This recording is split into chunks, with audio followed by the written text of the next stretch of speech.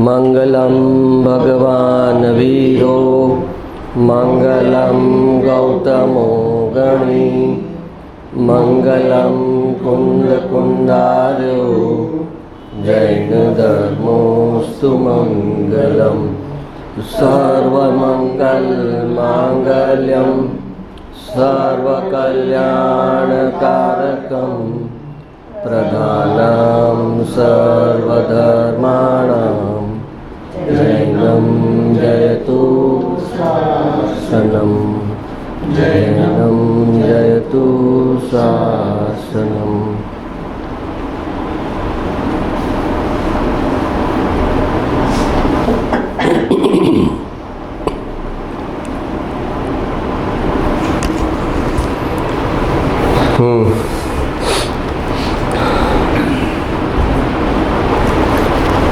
हाँ, गुरुदेवे આપણને સમજાવ્યું કે ધર્મની શરૂઆત જે છે એ ક્રિયાથી નથી થતી, પણ જે સ્વભાવનો નિર્ણય છે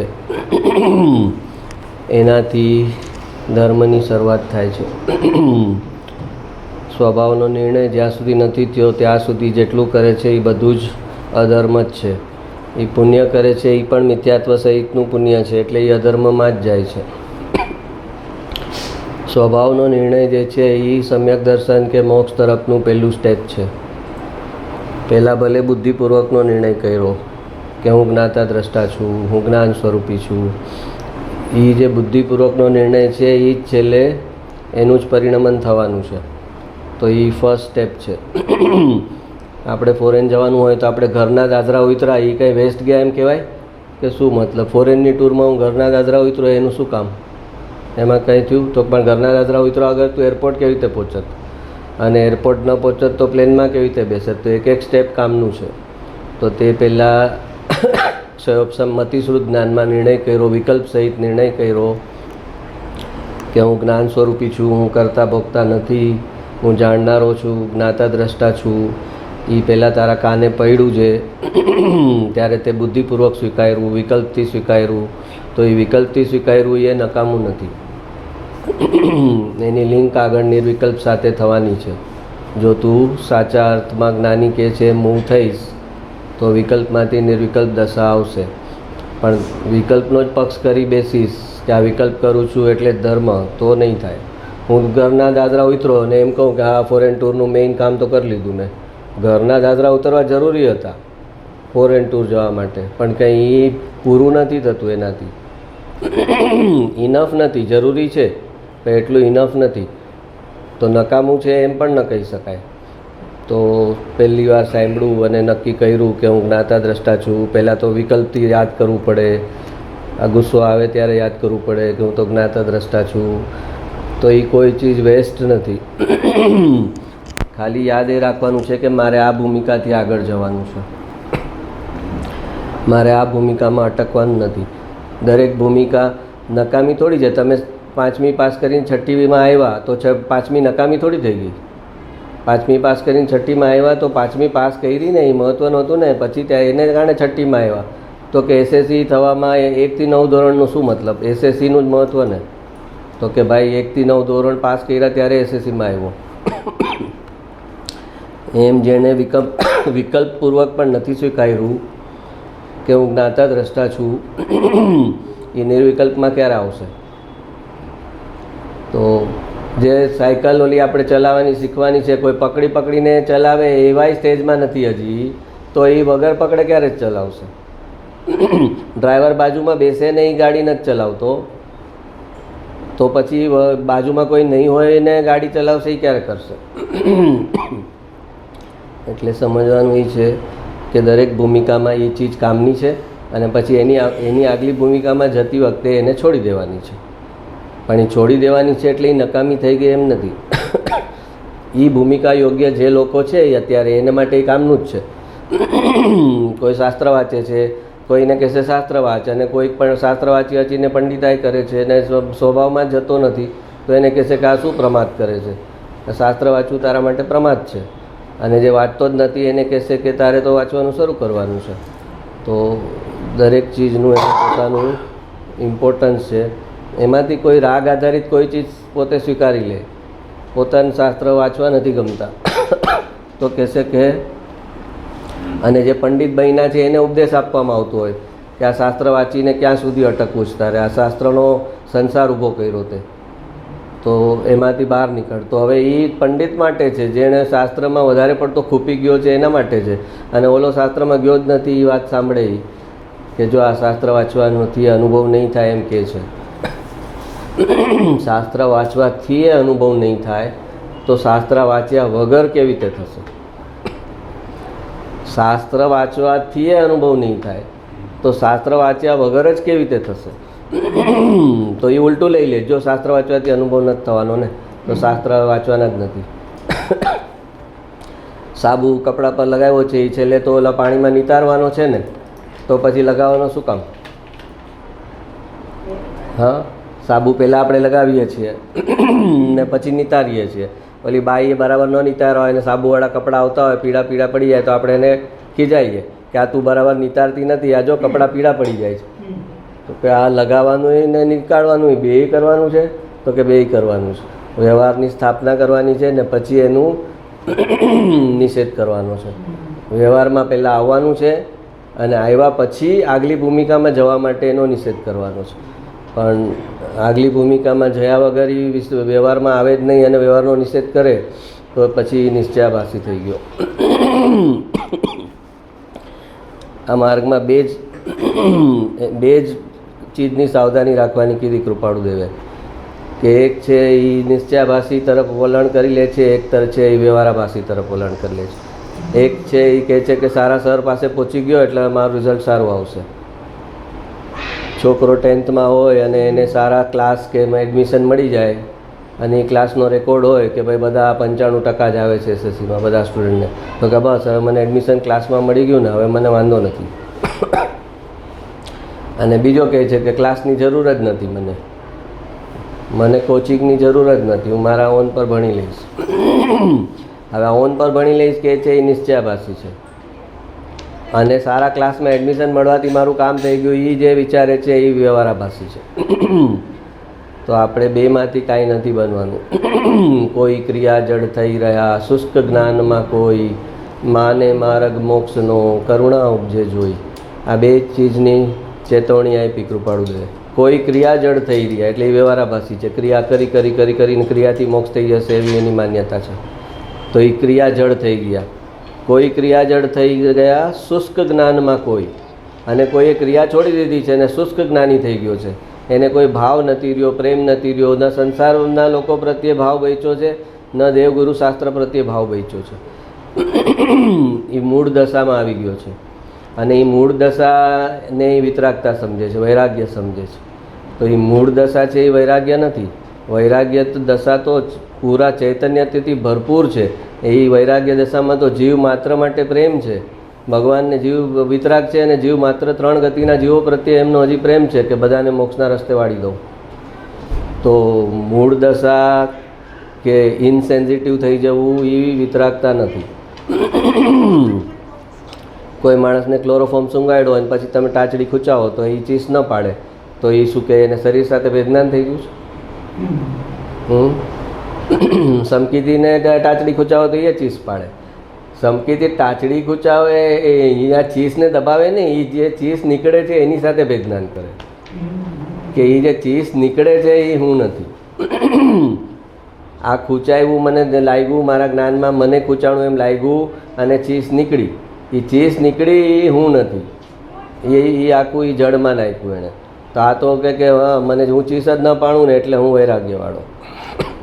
તો કે એવું તો છે નહીં. ત્યાં નરકમાં શ્રેણિક રાજાને માર કાપ થાય છે તો તે એમની ચીસ નીકળી જાય. તો ચીસ નીકળી જવાથી સમ્યક દર્શન નથી વયું જતું, પણ ચીસને દબાવી દે એને ક્યારેય સમ્યક દર્શન થાય નહીં. ચીસ નીકળી જવાથી સમ્યક દર્શન જાતું નથી. ઘણા લોકો એમ કહેતા કે કૃપાળુદેવ જ્યારે છેલ્લી સ્થિતિમાં દેહ છોડે છે ત્યારે અમારે એક ભાઈ હતા એમ કહેતા, એમના કોઈક હતા એ કે હું પોતે હાજર હતો અને જે ચીસો પાડતા હતા છેલ્લે, તો આપણને એ સવાલ થાય કે આ જ્ઞાની છે? એટલે ભાઈ પણ એ ચીસ નીકળે છે એનાથી જ્ઞાની છે કે ન જ્ઞાની છે એમ સાબિત ન થાય. એ એ ચીજ સાથે એને અંદરથી જે ભેદજ્ઞાન છે એ તું કેવી રીતે જોઈ શકે? ચીજ તો નીકળે છે, કેમ કે અહંકાર નથી અને અંદર કોઈ પેઇન થાય છે તો એની સહજતાથી જે ચીજ નીકળવાની છે નીકળે છે. પણ એના દ્વારા તું નિર્ણય કરે કે એને અસાતાવેદનીય છે એટલે હવે જ્ઞાની નથી. અસાતાવેદનીય છે એટલે જ્ઞાની નથી એમ ન કહેવાય. અસાતાવેદનીય સાથે એને ભેદજ્ઞાન ન હોય તો કહેવાય કે એ જ્ઞાની નથી. અસાતાવેદનીયનો ઉદય તો કોઈ પણ જ્ઞાનીને આવી શકે છે. ગુરુદેવ પર કોર્ટમાં કેસ થયો હતો અને કોર્ટમાં જવું પડ્યું હતું, તો એનો મતલબ એમ થોડી છે કે એ જ્ઞાની નથી. બેનશ્રીબેન પર એટલી ધમાલ થઈ છે, આ બધી મૂર્તિને બધું સ્થાપના કરતી વખતે ટ્રસ્ટીઓ અને સંસ્થાવાળાએ પોલીસ બોલાવવાનું કંઈક કર્યું છે, તો એનાથી એમ થોડી સાબિત થાય છે કે એ જ્ઞાની નથી. પણ જે ઉદય છે એનાથી ભિન્ન રહી શકે છે કે નહીં, અને એ જે એની ભિન્નતા છે એને જ્ઞાની તરીકે ક્વોલિફાય કરે છે. ઉદયમાં શું છે એ જ્ઞાની એનાથી નક્કી નથી થતું કે એ જ્ઞાની છે કે નહીં. પણ જે પણ છે, સાતાવેદનીયનો ઉદય છે કે અસાતાવેદનીયનો ઉદય છે, એમાં એ તલ્લીન નથી, એને પોતાનો સ્વભાવ સમજતા નથી, એમાં એ જરા પણ ઓતપ્રોત થતા નથી, અને આ એક પર્યાય છે અને એને એ મારું જ્ઞેય છે, મારા જ્ઞાનનું જ્ઞેય છે એટલું જ જાણે છે, તો એને કહેવાય કે એ જ્ઞાની છે. ઉદય તો કોઈને પણ કેવો પણ આવી શકે. સમ્યક દ્રષ્ટિઓને આયુષ્ય બંધ પહેલાં પડી ગયો છે તો નરકમાં જવું પડે છે. સૈનિક રાજાએ ભગવાનને પૂછ્યું કે ભગવાન હવે મારે કેટલા ભાવ? અરે મને કેમ દીક્ષાનો ભાવ નથી થતો? મારી રાણી, મારા છોકરા બધા દીક્ષા લે છે અને મને કેમ દીક્ષાનો ભાવ નથી થતો? તો કે ભાઈ તમને અહીંથી નરકમાં જવાનું છે અને નરકગામી જીવને ક્યારેય દીક્ષા લેવાનો ભાવ ન થઈ શકે. તો કે મારે હવે કેટલા ભાવ છે? તો કે નરકના ભાવ પછી બહાર નીકળશો, તીર્થંકર થશો અને મોક્ષે જશો. તો કે બસ મોક્ષ નિશ્ચિત છે ને? તો કે પણ નરકનું 84,000 વર્ષનું આયુષ્ય છે. તો કે 84,000 વર્ષ તો એવી રીતે નીકાળી, તમે મને જે જ્ઞાન આપ્યું છે એમાં 84,000 વર્ષ તો એવી રીતે નીકાળી દઈશ જાણે 84 દિવસ હોય. મારા આત્મામાં લીનતા કેમ કરવી તમે મને શીખવાડી દીધું છે. ભેદજ્ઞાન કેમ કરવું અસાતાવેદનીય સાથે, શરીર સાથે, એ મને તમે શીખવાડી દીધું છે. તો 84,000 વર્ષનો પ્રોબ્લેમ નથી મને, એ પછી તો મારો મોક્ષ છે ને? તો કે એ પછી તારો મોક્ષ છે, તું અસંખ્ય જીવોને તું મોક્ષે લઈને જઈશ તીર્થંકર તરીકે. તો ભેદજ્ઞાન એટલે જ કહે છે કે આ એ ગજબ વાત છે. સમ્યક દ્રષ્ટિને સમજો કે એના બહારના આચરણ, ઉદય કેટલા બધા અલગ અલગ હોય છે, પણ એ બધામાં અંદરનું એનું સ્વરૂપ સમ્યક દ્રષ્ટિનું બધાનું સેમ છે, કે જે ઉદય છે એનાથી જોડાતા નથી. નામ કર્મનો ઉદય છે, જશ ફેલાય છે, ખ્યાતિ મળે છે, પ્રશંસા મળે છે, તો એનાથી પણ એ ઉદયથી જોડાતા નથી. અને નિંદા થાય છે, અબજસ મળે છે, લોકો છોડી દે છે. ગુરુદેવને છોડી દીધા સમાજે ને એકલા જઈને જંગલમાં બેઠા, તો એનાથી જરા પણ ચલિત થતા નથી, ડિપ્રેશનમાં આવતા નથી, કેમ કે એને પોતાનું સત્વ અને તત્વ પોતા પાસે છે. એ જ્યાં જશે ત્યાં જંગલમાં જશે ને મંગલ થઈ જશે. સોનગઢ ગામ એટલે સિલેક્ટ કરેલું કે ત્યાં કોઈ જૈન નહોતા કે વિરોધ કરવા આવે. જૈનો વિરોધ કરવા આવતા હતા, હમણે દીક્ષા છોડી હતી એનો. ને સોનગઢ ગામ એટલે સિલેક્ટ કર્યું હતું કે તમે અહીંયા શાંતિથી રહી શકશો, અહીંયા જૈન કુટુંબ બહુ નથી. તો પણ જૈન કુટુંબ નથી તો ઓરવાનો પ્રોબ્લેમ નહીં થાય, જમવાનાનો પ્રોબ્લેમ નહીં થાય, તો કે એ જોયું જશે.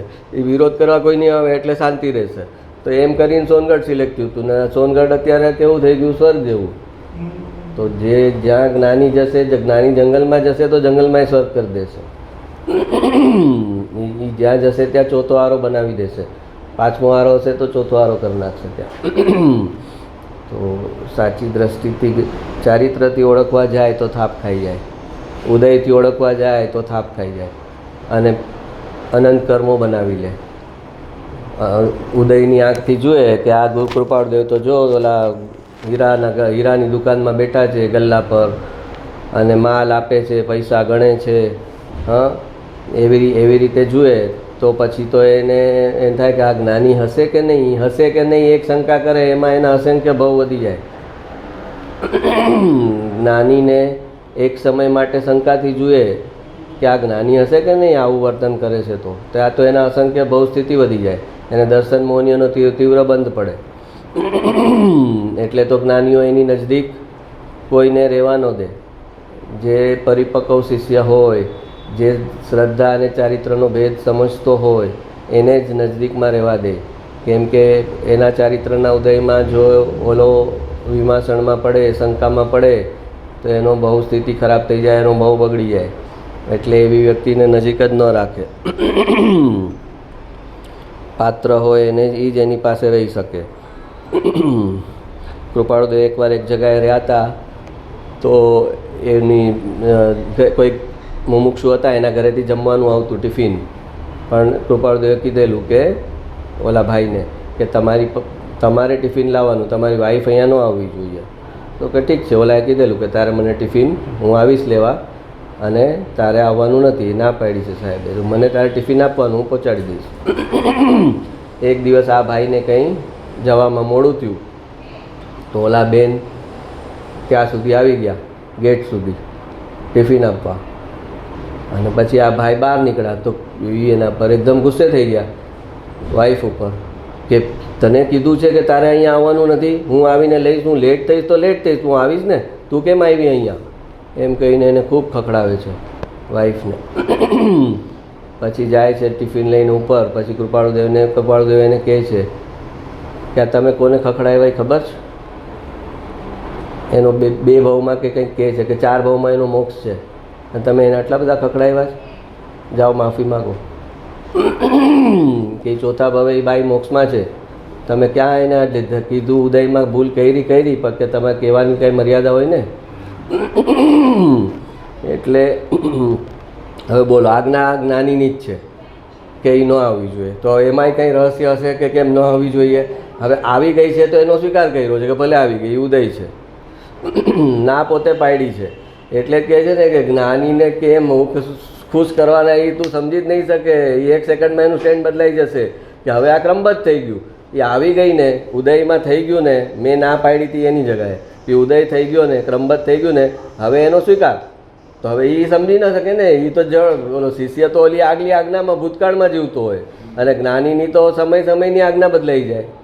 તો હવે એટલે તકલીફ થાય. એટલે એ ઓલા રૂલ આપે, એ રૂલ બુકથી જીવતો હોય શિષ્ય. કે તમે ઓલા વિશે કીધેલું ને મને કે તારી વાઈફ અહીંયા ટિફિન લઈને આવવી ન જોઈએ, કીધું તું કે નહોતું કીધું? તો હા કીધું તું, પણ અત્યારે અમારી આજ્ઞા બદલાઈ ગઈ. હવે કે એ આવી ગઈ ને તો હવે ઉદય થઈ ગયો, હવે એ ક્રમબદ્ધ થઈ ગયું. હવે એમાં તમારે અમે તમને કીધેલું કે આવી જાય તો ખખડાવજો, એમ કીધેલું નહોતું કીધું ને? તું વકીલાત કરી તો જ્ઞાની 17 વકીલાત કરશે તારી સામે કે અમે કીધેલું કે ન આવે, પણ એમ કીધેલું કે જો એ આવી જાય તો તમે એને આટલા આકરા શબ્દોમાં ખખડાવજો, નહોતું કીધું ને? તો કેમ કર્યું? અમારી આજ્ઞામાં કેમ કર્યું? એટલે કહે છે કે સમ્યક દ્રષ્ટિને જ્ઞાનીઓને સમજવા મુશ્કેલ છે, એટલે એનાથી દૂર રહેવું સારું.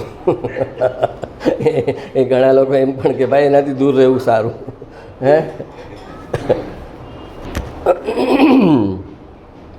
આપણે ગુરુદેવનું એક વાક્ય વાંચીએ છીએ, દ્રવ્ય દ્રષ્ટિ જીનેશ્વરમાંથી વાક્ય છે.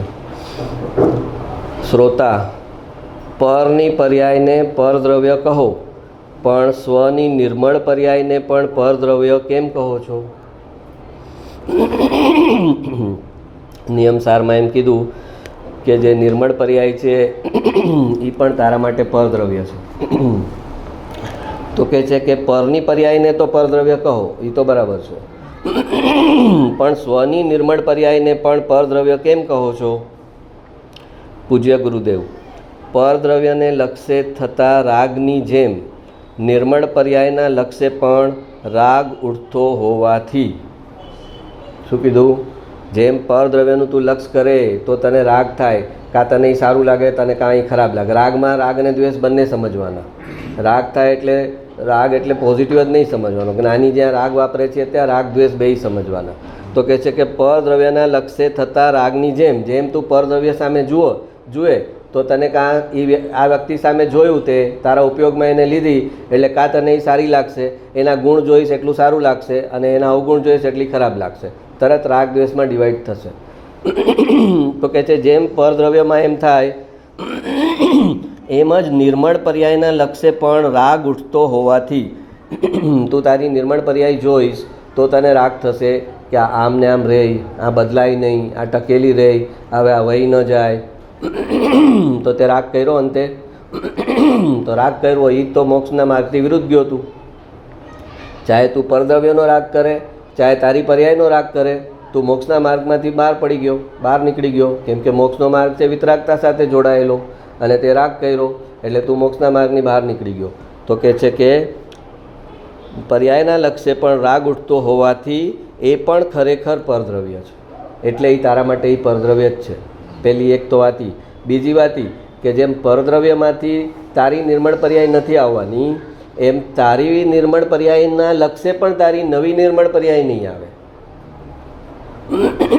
સમજાણું? પરદ્રવ્યનું લક્ષ્ય કરીશ તો તારી પર્યાય નિર્મળ નહીં થાય. એમ તારી નિર્મળ પર્યાયનું લક્ષ્ય કરીશ તો એ તો નિર્મળ પર્યાય છે આ સમયે, ઓકે. એનું તું લક્ષ્ય કરીશ તો જે નવી પર્યાય આવશે એ મળીને આવશે. કેમ કે તે એ નિર્મળ પર્યાયનું લક્ષ્ય કર્યું છે, એનો રાગ કર્યો છે, એના તરફ જોયું છે, એની સાથે એકત્વ કર્યું છે. એકત્વ કર્યું છે એ તારે ત્યાં આગળ મિથ્યાત્વ થયું છે. તારું એકત્વ દ્રવ્યમાં હોવું જોઈએ, પણ તે નિર્મળ પર્યાયમાં એકત્વ કર્યું છે, એટલે હવે મલિન પર્યાય આવશે. તો તારી નિર્મળ પર્યાયના લક્ષ્ય પણ નવી નિર્મળ પર્યાય આવવાની નથી. નવી નિર્મળતા ક્યાંથી આવશે? દ્રવ્ય તરફ દ્રષ્ટિ કરવામાંથી નવી નિર્મળતા આવશે.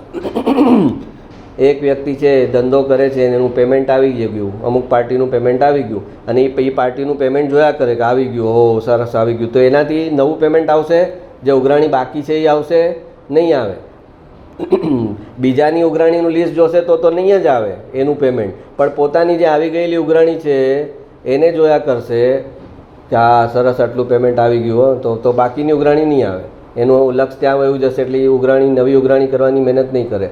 તો એમ તું નિર્મળ પર્યાયનું લક્ષ્ય કરીશ તો તારો નવો પુરુષાર્થ અટકી ગયો. કેમ? નવો પુરુષાર્થ શું હતો? પુરુષાર્થ એ હતો કે પર્યાય દ્રષ્ટિ તું ન કરે અને દ્રવ્યમાં એકત્વ કરે, એ પુરુષાર્થ હતો. એ પુરુષાર્થના બળ ઉપર જ અહીંયા નિર્મળ પર્યાય આવેલી. હવે એ નિર્મળ પર્યાયનું તે લક્ષ્ય કરી દીધું, એટલે તારો પુરુષાર્થ અટકી ગયો. તારો દ્રવ્ય દ્રષ્ટિનો જે પુરુષાર્થ હતો એ અટકી ગયો, અને એ પુરુષાર્થ અટકી ગયો એટલે હવે નવી નિર્મળતા નહીં આવે. એટલે કહે છે કે તારી નિર્મળ પર્યાય પણ પરદ્રવ્ય છે. તેને દ્રવ્યથી સર્વથા ભિન્ન છે એમ જોર દીધા વિના દ્રષ્ટિનું જોર દ્રવ્ય ઉપર જતું નથી. શું કહે છે? નિર્મળ પર્યાયને પણ દ્રવ્યથી સર્વથા ભિન્ન છે. નિર્મળ પર્યાય છે પણ એ દ્રવ્યથી તો ભિન્ન છે ને. એમ જોર દીધા વિના દ્રષ્ટિનું જોર દ્રવ્ય ઉપર જતું નથી.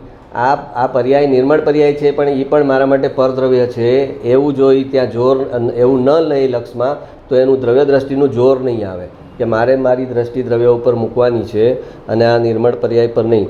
તેથી નિર્મળ પર્યાયને પણ પરદ્રવ્ય, પરભાવ ને હેય કહી છે. પર્યાય ઉપર પ્રેમ છે, તેનું લક્ષ પરદ્રવ્ય ઉપર જાય છે, તેથી તેને પરદ્રવ્યનો જ પ્રેમ છે. પરમ સત સ્વભાવ એવા દ્રવ્ય સામાન્યની ઉપર લક્ષ જવું તે અલૌકિક વાત છે. દ્રવ્ય સામાન્ય ઉપર લક્ષ જવું તે અલૌકિક વાત છે.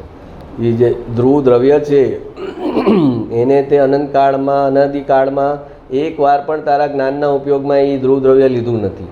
અને એ ધ્રુવ દ્રવ્ય જ્ઞાનના ઉપયોગમાં આવવું અને શ્રદ્ધાનું એમાં એકત્વ થવું એ અલૌકિક વાત છે.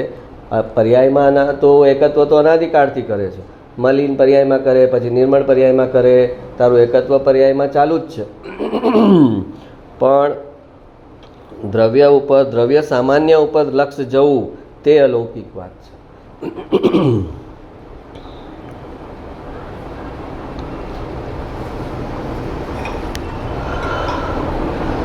બીજું વાક્ય છે દ્રવ્ય દ્રષ્ટિ જીનેશ્વરનું. ખરેખર તો વિકારી પર્યાયને કારણે થાય છે. જ્ઞાયક પ્રભુ એનો પણ જાણનાર દેખનાર છે, અને સંવર નિર્જરાની પર્યાય પણ પર્યાયને કારણે થાય છે, અને મોક્ષની પર્યાય પણ પર્યાયને કારણે થાય છે. શું કહે છે કે પર્યાયનું કારણ દ્રવ્ય નથી. પર્યાય દ્રવ્યના કારણે નથી થતી. તો કે શેનાથી થાય છે? તો કે પર્યાયના પોતાના ષટકારક છે. એ ષટકારકથી સ્વયં પર્યાય પોતે ઉત્પન્ન થાય છે, અને એમાં દ્રવ્ય જે છે એ અકર્તા છે, દ્રવ્ય જે છે એ જાણનાર છે. તો કે છે ખરેખર તો વિકારી પર્યાય પર્યાયને કારણે થાય છે. ન તો વિકારી પર્યાય આત્મા કરે છે, ન નિર્મળ પર્યાય આત્મા કરે છે. એ બંને વખતે એ પોતે અકર્તા જ છે. એટલે કે રાગદ્વેષ પણ આત્મા નથી કરતો, રાગદ્વેષની પર્યાય પણ આત્મા નથી કરતી, અને સંવર નિર્જરા અને મોક્ષ એ નિર્મળ પર્યાય કહેવાય. તો એ નિર્મળ પર્યાયનો કરતા પણ આત્મા નથી.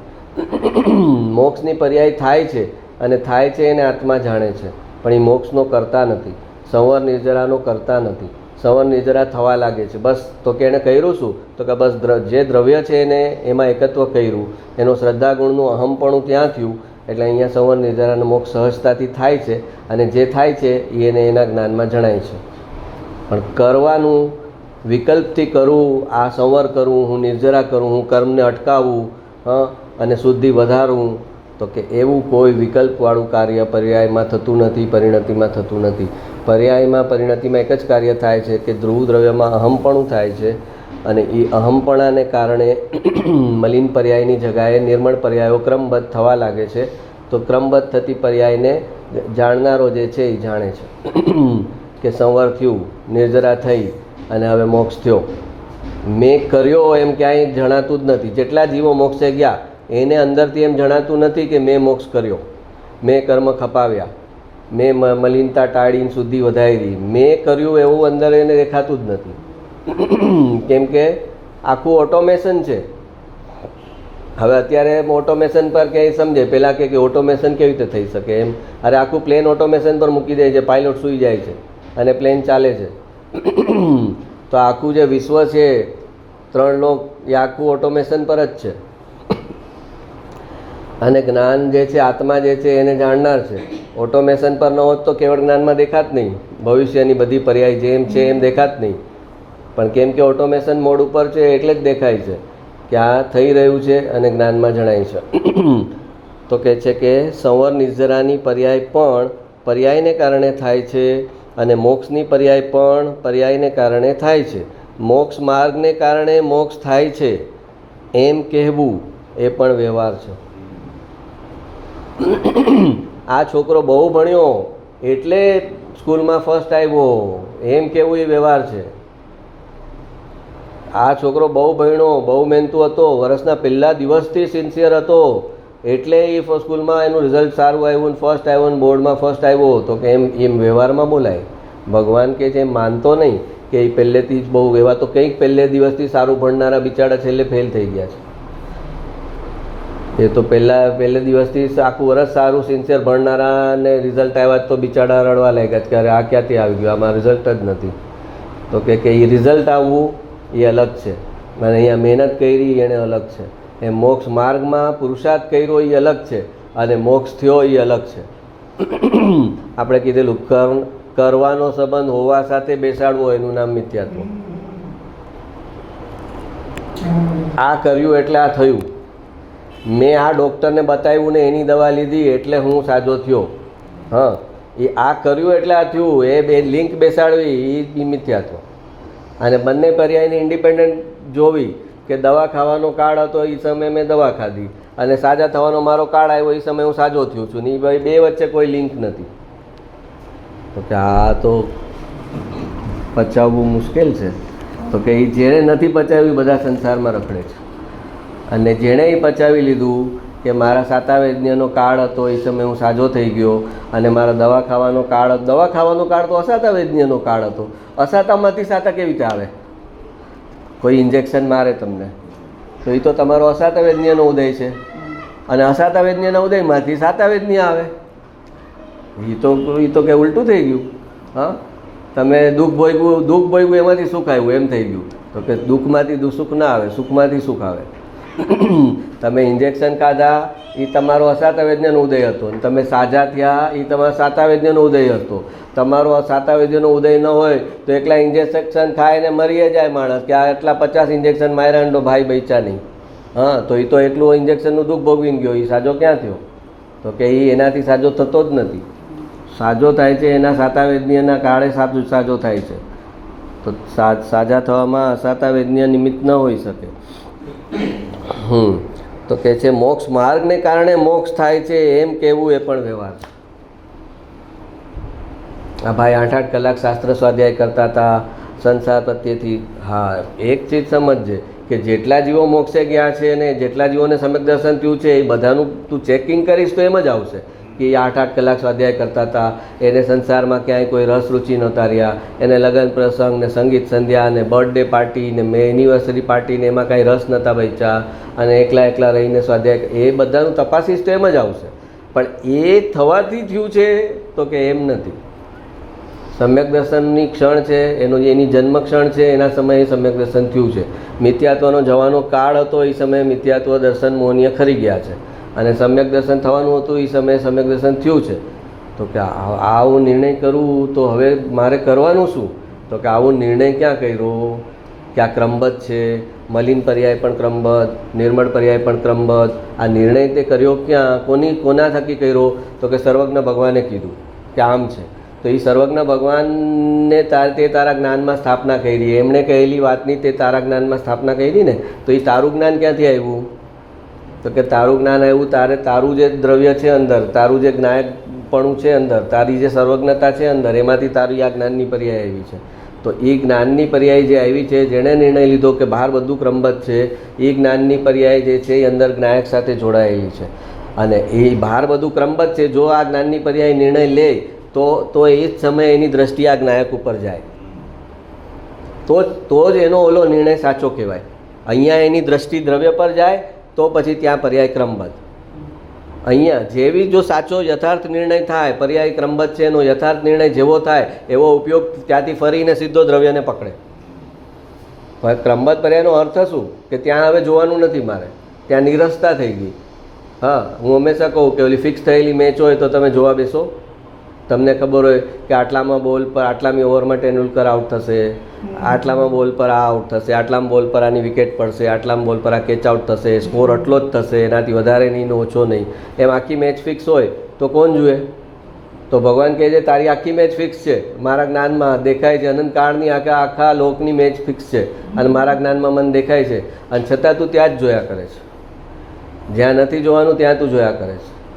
જે પર્યાય ક્રમબદ્ધ છે ત્યાં તું જોયા કરે છે. તો યથાર્થ નિર્ણય ક્રમબદ્ધનો ત્યારે કહેવાય કે તારી નજર પર્યાયથી હટી જાય, તો કહેવાય કે તે પર્યાયનો ક્રમબદ્ધનો નિર્ણય કર્યો કે આ ક્રમબદ્ધ છે, એટલે ત્યાંથી તારો ઉપયોગ બાઉન્સ થાય, સીધો બાઉન્સ થાય અને દ્રવ્યને પકડે, તો કહેવાય કે આ ક્રમબદ્ધને કારણે આ દ્રવ્યનો આપણે અનુભવ થયો, આત્માનો અનુભવ થયો. ક્રમબદ્ધને સિદ્ધાંત સ્વીકાર્યો તો આત્માનો અનુભવ થયો, તો એમ કહેવાય કે યથાર્થ નિર્ણયમાં બે ચીજ સાથે થાય. અહીંયા ક્રમબદ્ધનો નિર્ણય કરે અને અહીંયા દ્રષ્ટિ દ્રવ્ય પર જાય, તો પછી આ જ્ઞાનની પર્યાય ક્યાંથી આવે છે? જે આ નિર્ણય કરે છે આ ક્રમબદ્ધ છે, એ આવી ક્યાંથી? આ સૂરજનું કિરણ મારા ઘરમાં આવે છે તો આવ્યું ક્યાંથી આ સૂરજનું કિરણ? તો કે ક્યાંક દૂર ક્યાંક સૂરજ નામનો પદાર્થ છે, એ પદાર્થમાંથી આ એક કિરણ છે. તો આ જ્ઞાનની પર્યાય એક પર્યાય છે, જેણે નિર્ણય લીધો છે કે 3 કાળ 3 લોક ક્રમબદ્ધ છે. અને તો એ જે જ્ઞાનની પર્યાયનું કિરણ છે એ આવ્યું ક્યાંથી? તો કે એ આવ્યું આ દ્રવ્યમાંથી. બસ એ દ્રવ્યને પકડી લીધું તો એ તારું પ્રયોજનભૂત કાર્ય થઈ ગયું. અને બાકી તું આ કાર્ય ન કરે ને બાકી પછી કેટલુંય કરે તો એનો કોઈ ફાયદો નહીં. મોક્ષ માર્ગને કારણે મોક્ષ થાય છે એમ કેવું પણ વ્યવહાર છે. ખરેખર તો પર્યાયની લાયકાતના કારણે થાય છે. તત્સમયની યોગ્યતા આપણે કીધું, પર્યાય થવાનું કારણ કે તત્સમયની યોગ્યતા, હરેક સમયની યોગ્યતા છે એ પ્રમાણે પર્યાય થાય છે. એમાં દ્રવ્ય પોતે કાંઈ પાર્ટિસિપેટ કરતું નથી, દ્રવ્ય પોતે અકર્તા છે.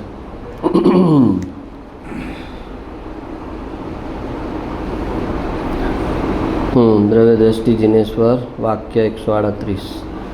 જ્ઞાયક સ્વભાવ લક્ષમાં આવે ત્યારે ક્રમબદ્ધ પર્યાય યથાર્થ સમજમાં આવી શકે છે.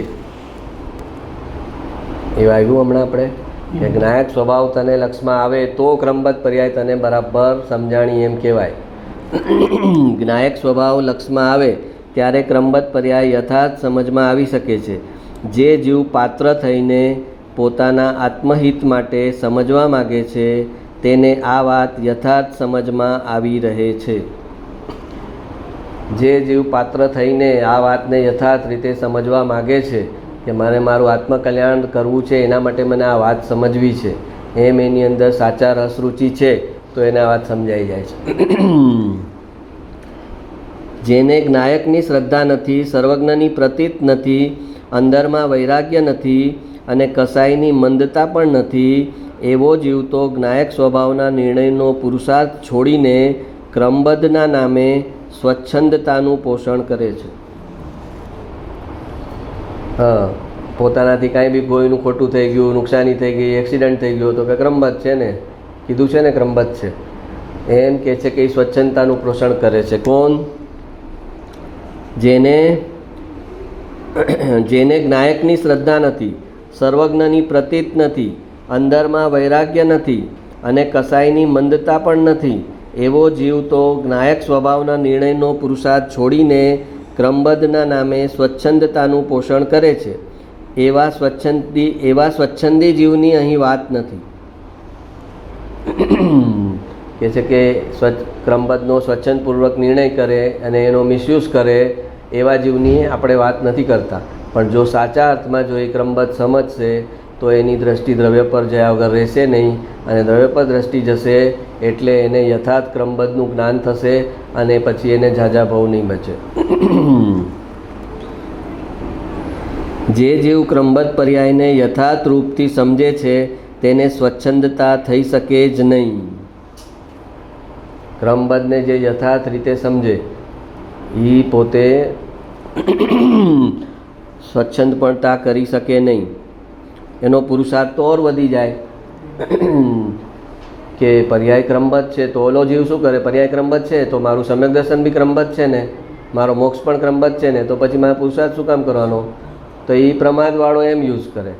અને અહીંયા બીજું એમ કહે કે ઓ મારા ક્રમબદ્ધમાં સમ્યક દર્શન છે અને મારી પર્યાયમાં આવા રાગ દ્વેષ ચાલે છે, આવું મિથ્યાત્વ ચાલે છે, તો ક્રમબદ્ધમાં મારા સમ્યક દર્શન છે એ શું કામનું?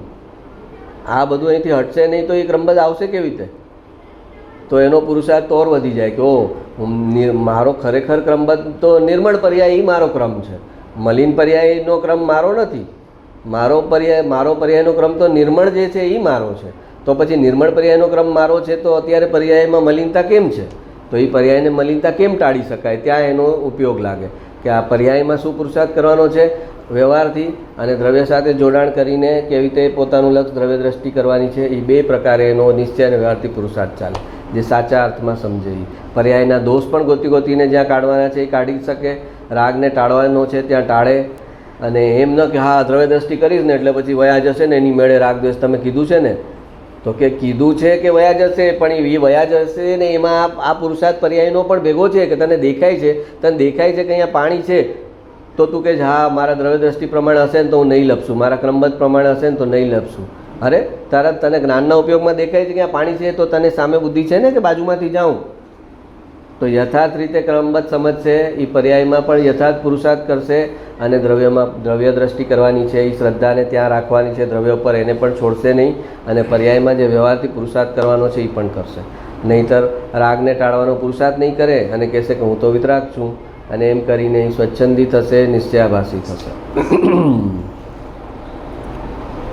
ક્રમબદ્ધ પર્યાયને યથાર્થ રૂપથી સમજે છે તેને સ્વચ્છંદતા થઈ શકે જ નહીં.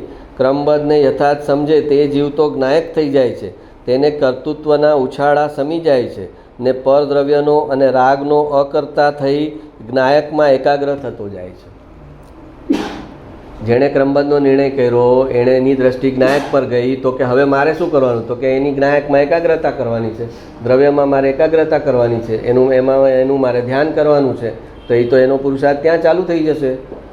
અને જેણે એ દ્રવ્યનો નિર્ણય દ્રવ્ય પર જેની દ્રષ્ટિ જતી નથી અને પર્યાયને ક્રમબદ્ધ કહે છે, એ તો પર્યાય સામે જોઈને પર્યાયને ક્રમબદ્ધ કહે છે, એટલે એ મિથ્યાત્વ થઈ ગયું. પર્યાય સામે જોઈને પર્યાયને ક્રમબદ્ધ કહે. એ તો અન્ય મતવાળા બી કહે કે ઠાકોરજીની ઈચ્છા, ફલાણાની ઈચ્છા, ભગવાનની જેવી મરજી, ઈશ્વરની ઈચ્છા, હા એ તો એ લોકો બી કહે છે. તો એનાથી થોડી ક્રમબદ્ધનો યથાર્થ નિર્ણય થયો. ક્રમબદ્ધનો યથાર્થ નિર્ણય થયો કે તું તારા દ્રવ્ય પર આવ્યો કે નહીં, તારી દ્રષ્ટિ તારી જે સર્વજ્ઞ સ્વભાવ છે તારો એના પર તારી દ્રષ્ટિ આવી કે નહીં. જો આવી તો પર્યાય ક્રમબદ્ધ છે, અને તારી દ્રષ્ટિ ત્યાં નથી આવી તો પછી પર્યાય ક્રમબદ્ધ છે ના નામે તું સ્વચ્છંદતાનું પોષણ કરે છે. છોકરો વહેલો ઉઠે નહીં ને એક્ઝામ મિસ થઈ જાય તો કે ક્રમબદ્ધ છે મમ્મી. હા તો એવું ચાલે? જે કહે કે ક્રમબદ્ધ છે એ તો ઓર એલર્ટ થઈ જાય, સાવધાન થઈ જાય. તો એ એલાર્મ મૂકે કે કેમ મારાથી ઉઠાય નહીં, મારા ક્રમબદ્ધમાં તો 100% માર્ક લાવવાનો મારો ક્રમ છે, તો પછી મારે એક્ઝામ મિસ કેવી રીતે થઈ જાય?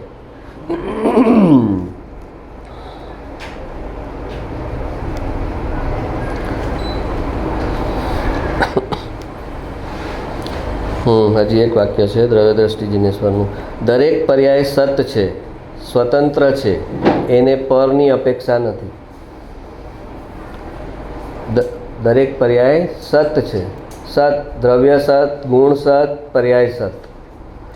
સત એટલે જેનું કોઈ કારણ નથી અને જે સ્વયં પોતા થકી ટકે છે, અને જેને પોતાનું ઉત્પન્ન થવામાં કોઈની સહાયની જરૂર નથી. દ્રવ્યને પોતાને ટકવામાં, દ્રવ્યને કોઈ ઉત્પન્ન કર્યું છે નહીં, ગુણને કોઈ ઉત્પન્ન કર્યા છે નહીં, અચ્છા એને કોઈ ટકાવે છે નહીં, એ સ્વયં ટકે છે, સ્વયં ઉત્પન્ન થયેલા છે, સ્વયં ટકે છે. એવી જ રીતે પર્યાય પણ સત છે. એ સ્વયં પોતા થકી ઉત્પન્ન થાય છે અને પોતા થકી ટકે છે અને પોતા થકી નાશ પામે છે. ઉત્પાદ વ્યય ધ્રુવ. ઉત્પાદ વ્યય ધ્રુવ યુક્તમ સત, સત દ્રવ્ય લક્ષણમ એમ કીધું. ઉત્પાદ વ્યય ધ્રુવ યુક્તમ સત. એ સત કેવું છે? તો કે ઉત્પાદ વ્યય અને ધ્રુવવાળું છે. અને ઉત્પાદ વ્યય ધ્રુવ યુક્તમ સત, સત દ્રવ્ય લક્ષણમ. દ્રવ્યનું લક્ષણ સત છે અને એ સત કેવું છે? તો કે ઉત્પાદ વ્યય ધ્રુવવાળું છે. એક સમયની પર્યાય ઉત્પન્ન થાય છે, પછી વ્યય થાય છે ને એની જગ્યાએ નવી પર્યાય આવી જાય છે, અને ઓલું દ્રવ્ય જે છે એ ધ્રુવ એમનું એમ રહે છે. જેમ આપણે કહીએ કે આ આંગળી છે, તો આ આંગળી આમ મેં ઝુકાવી છે, આ ઝુકાવેલી આંગળી છે, હવે એ મેં આમ કરી તો આ ઉત્પન્ન થઈ, આ ઉત્પાદ થયો, આ આંગળીનો ઉત્પાદ થયો. અને તો વ્યય શેનો થયો? કે ઓલી ઝૂકેલી આંગળી હતી એનો વ્યય થયો. ઝૂકેલી આંગળી હતી એનો વ્યય થઈ ગયો. આ આંગળી ઉત્પન્ન થઈ અને આંગળી રૂપે ધ્રુવ છે. આંગળી તો હતી જ ને, આમાં આંગળી જ હતી ને, ઝૂકેલી આંગળી હતી તો એ આંગળી જ હતી ને, તો એ ત્યારે એને કીધું ઝૂકેલી આંગળી છે, બરાબર. હવે આમ કર્યું એટલે એનો વ્યય થઈ ગયો, ઝૂકેલી પર્યાયનો વ્યય થઈ ગયો અને સ્ટ્રેઇટ પર્યાય ઉત્પન્ન થઈ, અને આંગળી તો આંગળી જ છે, એ તો ધ્રુવ છે. તો એવી જ રીતે દ્રવ્યની સમયની પર્યાયનો આગલી પર્યાયનો વ્યય થાય છે, નવી પર્યાય ઉત્પન્ન થાય છે, અને દ્રવ્ય રૂપે સત રૂપે એમને એમ રહે છે. એમાં ભગવાને કીધું કે આ ઉત્પાદ વ્યય થાય છે ત્યાં તું ન જો, ઉત્પાદ વ્યય થાય છે ત્યાં તું ન જો, તને રાગદ્વેષ થશે, તું વિતરાગ નથી. વિતરાગ થઈ ગયા પછી ભગવાન ઉત્પાદ વ્યય બધા જુએ છે, બીજાનાય જુએ છે, અનંત જીવોનાય જુએ છે, અનંત જળ જીવ બધાના જુએ, તો એને કાંઈ નથી થતું. પણ તારી હજી સ્થિતિ નથી, એટલે તું તારા ઉત્પાદ વ્યય પણ ન જો. ભગવાન તો 3 લોક 3 કાળ અને બધા જ જીવોના અને અજીવોના ઉત્પાદ વ્યય જોઈ શકે છે અને સ્થિર રહે છે પોતાના સ્વભાવમાં. એમને કોઈ પણ જ્ઞેયથી પ્રભાવિત થતા નથી, એની કોઈ પણ જ્ઞેયની એમના પર અસર પડતી નથી. એક કેવળ જ્ઞાનમાં પોતાના આગલા જન્મોના કેટલાય મા બાપો દેખાય, એમાંના કેટલાય મા બાપો અત્યારે નિગોદમાં હોય. સિદ્ધ ભગવાન પોતાના પૂર્વ ભવોમાં જ્યારે જન્મ લીધા હોય તો એ જન્મ લીધેલા કેટલાય મા બાપ હોય, ભાઈ બહેન હોય, સગા સંબંધી, એકને પર ઓળખે અને એ જુએ કે એમાંના કેટલાક નરકમાં છે, કેટલાક નિગોદમાં છે. એમના પેટનું પાણી ન હલે, એમની અંદર એક કંપન ઉત્પન્ન ન થાય. તો એટલે એને કીધું અપ્રભાવી જ્ઞાયક. તારો જ્ઞાયક કેવો છે? અપ્રભાવી. કોઈ પણ જ્ઞેય એને પ્રભાવિત કરી શકે નહીં એવો એ જ્ઞાયક છે. સગો દીકરો હોય કે સગો મા બાપ હોય કે આગલા ભવના હોય અને એ ક્યાં હોય. ઋષભદેવ ભગવાન જ્યારે સિદ્ધ થઈ ગયા હશે ત્યારે જોતા હશે ને કે આ મરીચી જે છે મારો પૌત્ર ક્યાં રખડી રહ્યો છે. 24માં તીર્થંકર થતાં પહેલાં કેટલા ભાવ કર્યા, તો એ બધા એમને તો ખબર હતા ને, તો એમનાથી એમને કાંઈ ફરક પડ્યો નહીં. તો કે કોઈ પણ જ્ઞેય પ્રભાવિત ન કરી શકે એવો એ જ્ઞાયક છે, અને એમાં એકત્વ કરે ત્યારે પછી એને કેવળ જ્ઞાન થઈ શકે. જે જ્ઞેયથી પ્રભાવિત થઈ જાય એને કેવળ જ્ઞાન ન થાય. આપણે સારા જ્ઞેયથી કેટલું સરસ, એટલે એ જ્ઞેયથી પ્રભાવિત થઈ ગયા, અને બીજું તમારું અણગમતું હોય આ શું અરે તો એ તમે એનાથી પ્રભાવિત થઈ ગયા. પ્રભાવિત થઈ ગયા જ્ઞેયથી એટલે તમારે કેવળ જ્ઞાન છૂટી ગયું. તમે કેવળ જ્ઞાનાવર્ણ્ય કર્મ બાંધ્યું. કેવળ જ્ઞાનાવર્ણ્ય કર્મ છે તો કે કેવી રીતે બને? તો કે જ્ઞેયથી જેવો પ્રભાવિત થાય એટલે તારું કેવળ જ્ઞાનાવર્ણ્ય કર્મ ઓન થઈ જાય. કેમ કે કેવળ જ્ઞાન જે છે એની સાથે વિતરાગતા છે, એ વિતરાગતા છે એટલે એ કોઈ પણ જ્ઞેયથી પ્રભાવિત નથી થતું. અને તો કે હવે કરવાનું શું? તો કે મારે એવી રીતે રહેવાનું છે કે કોઈ પણ જ્ઞેય મને પ્રભાવિત ન કરી શકે. એ મારા જ્ઞાનનો વિષય બને, મારું જ્ઞેય બને, પણ મને એની અસર ન થવી જોઈએ. તો એ ટીપે ટીપે ટીપે કેવળ જ્ઞાન જમા થાય. જેટલો જ્ઞેયથી અપ્રભાવિત રહેતો જાય એટલું એનું કેવળ જ્ઞાન ધીમે ધીમે ધીમે હા, પણ ઓલો મૂળ માણસ બી છે, એ પણ જ્ઞેયથી અપ્રભાવિત રહે. તો કે એમ નહીં, પૂરી સંવેદનશીલતા હોય, જ્ઞાયક સાથેનું જોડાણ હોય, સ્વભાવ સંવેદનશીલ હોય અને જ્ઞેયથી અપ્રભાવિત રહે, જ્ઞેય પર અટકે નહીં. એ પાસ થઈ ગયું, આગળ આગળ. જ્ઞેય તો અનંત છે અને હું એક અનંત જ્ઞેયોને પહોંચી વળવાને સક્ષમ છું.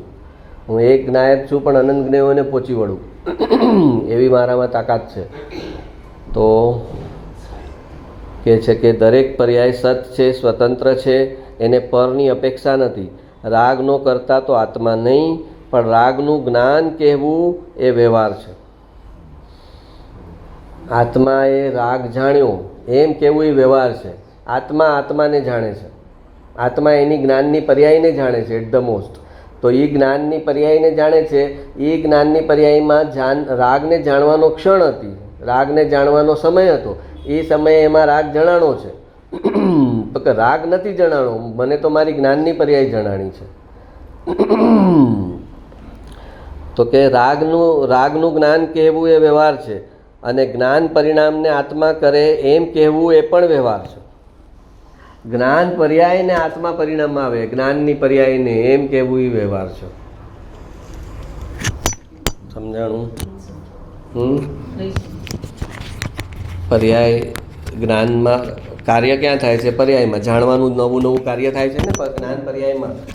તો એ આત્મા કરે છે એમ કેવું, જ્ઞાનની પર્યાયને આત્માની કેવી એ વ્યવહાર છે. પર્યાયને આત્માની કેવી વ્યવહાર છે. કેમ? આપણે કીધું ને, દ્રવ્ય પર્યાયને કરતો નથી છતાં આપણે એને કહીએ છીએ કે આ પર્યાયની છે. એક પેરેન્ટ્સ છે, એના છોકરાને મોટા કરે છે, એનું બધું ધ્યાન રાખે છે, એની સાથે રહે છે, તો આપણે કહે છે ને એનો છોકરો છે. તો એનો છોકરો ક્યારે કહી શકો કે એનું બધું ધ્યાન રાખતો હોય, એનું કરતા હોય, એનું બધું જ સંભાળતા હોય, તો કહેવાય કે એનો છોકરો છે. તો હવે તો આપણે કહીએ છીએ આ પર્યાય આ દ્રવ્યની છે, પણ દ્રવ્ય તો કાંઈ કરતું જ નથી એના માટે. દ્રવ્ય તો નિષ્ક્રિય છે, એ પર્યાયને કોઈ હેલ્પ નથી કરતું, કોઈ કંઈ કરતું નથી, પર્યાયમાં હસ્તક્ષેપ જ નથી કરતું, અને છતાં વ્યવહારથી આપણે કહીએ છીએ કે આ પર્યાય આ દ્રવ્યની છે. તો કે એ પર્યાયને દ્રવ્યની કેવી વ્યવહાર છે, પણ દ્રવ્ય પર્યાયને કાંઈ પણ કરતું નથી. પર્યાય સત્તા અલગ છે, દ્રવ્ય સત્તા અલગ છે. બે ભિન્ન સત્તા મળી અને આખો પદાર્થ, આખી વસ્તુ બની છે, પણ એ છે ભિન્ન. સમજાય છે? હા કે ના?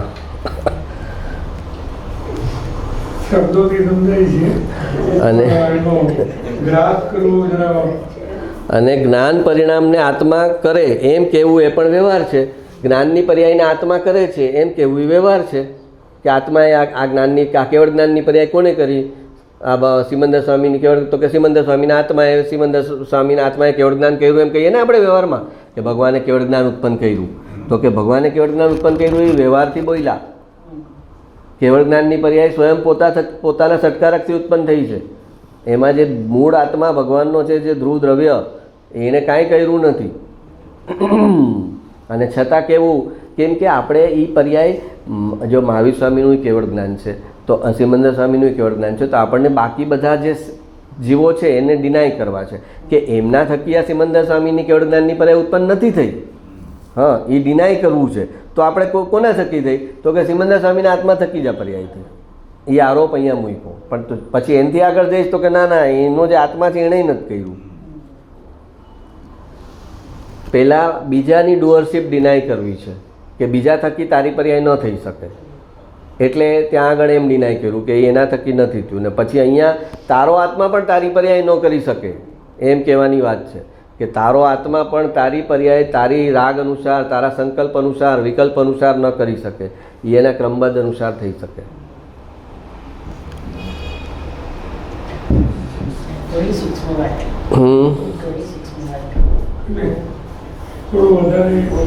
એક્ઝામ્પલ આપો.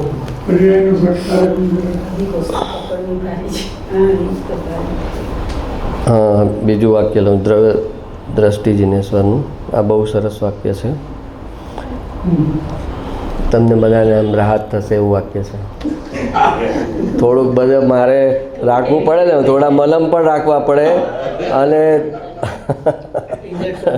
હા, એકલા ઇન્જેક્શન મારે ડૉક્ટર તો પેશન્ટ ભાગી જાય. થોડી ગોળી કે આજે ઇન્જેક્શન નથી, ખાલી ગોળી છે, તો કે હા સારું ભાઈ ગોળી છે આજે.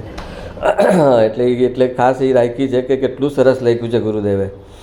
જો એક દ્રવ્ય બીજા દ્રવ્યને કરે તો નહીં પણ અડે પણ નહીં. દરેક દ્રવ્ય સ્વતંત્ર છે, દરેક દ્રવ્યની પર્યાય ક્રમબદ્ધ થાય છે. આત્મા માત્ર જ્ઞાયક પરમાનંદ સ્વરૂપ છે. આ ભગવાન સર્વજ્ઞ દેવનો દિવ્ય ધ્વનિનો પોકાર છે. એક દ્રવ્ય બીજા દ્રવ્યને અડે નહીં. દરેક દ્રવ્યના પોતાના દ્રવ્ય, ક્ષેત્ર, કાળ અને ભાવ એનાથી બંધાયેલું છે. આ દ્રવ્ય અત્યારે આત્મા તો એ કયા ક્ષેત્રમાં છે? તો આ શરીર છે એ ક્ષેત્રમાં છે. કાળ એટલે એની સમયની પર્યાય છે અને ભાવ એટલે એના ગુણો છે. તો દરેક આત્માને દ્રવ્ય, ક્ષેત્ર, કાળ અને ભાવ દરેક આત્માના જુદા છે. જળના પોતાના દ્રવ્ય, ક્ષેત્ર, કાળ, ભાવ છે. ચેતનના પોતાના દ્રવ્ય, ક્ષેત્ર, કાળ, ભાવ છે. એક જીવ બીજા જીવના દ્રવ્ય, ક્ષેત્ર, કાળ, ભાવમાં પ્રવેશી શકે નહીં. એટલે કીધું કે એને સ્પર્શી શકે નહીં, અડી શકે નહીં.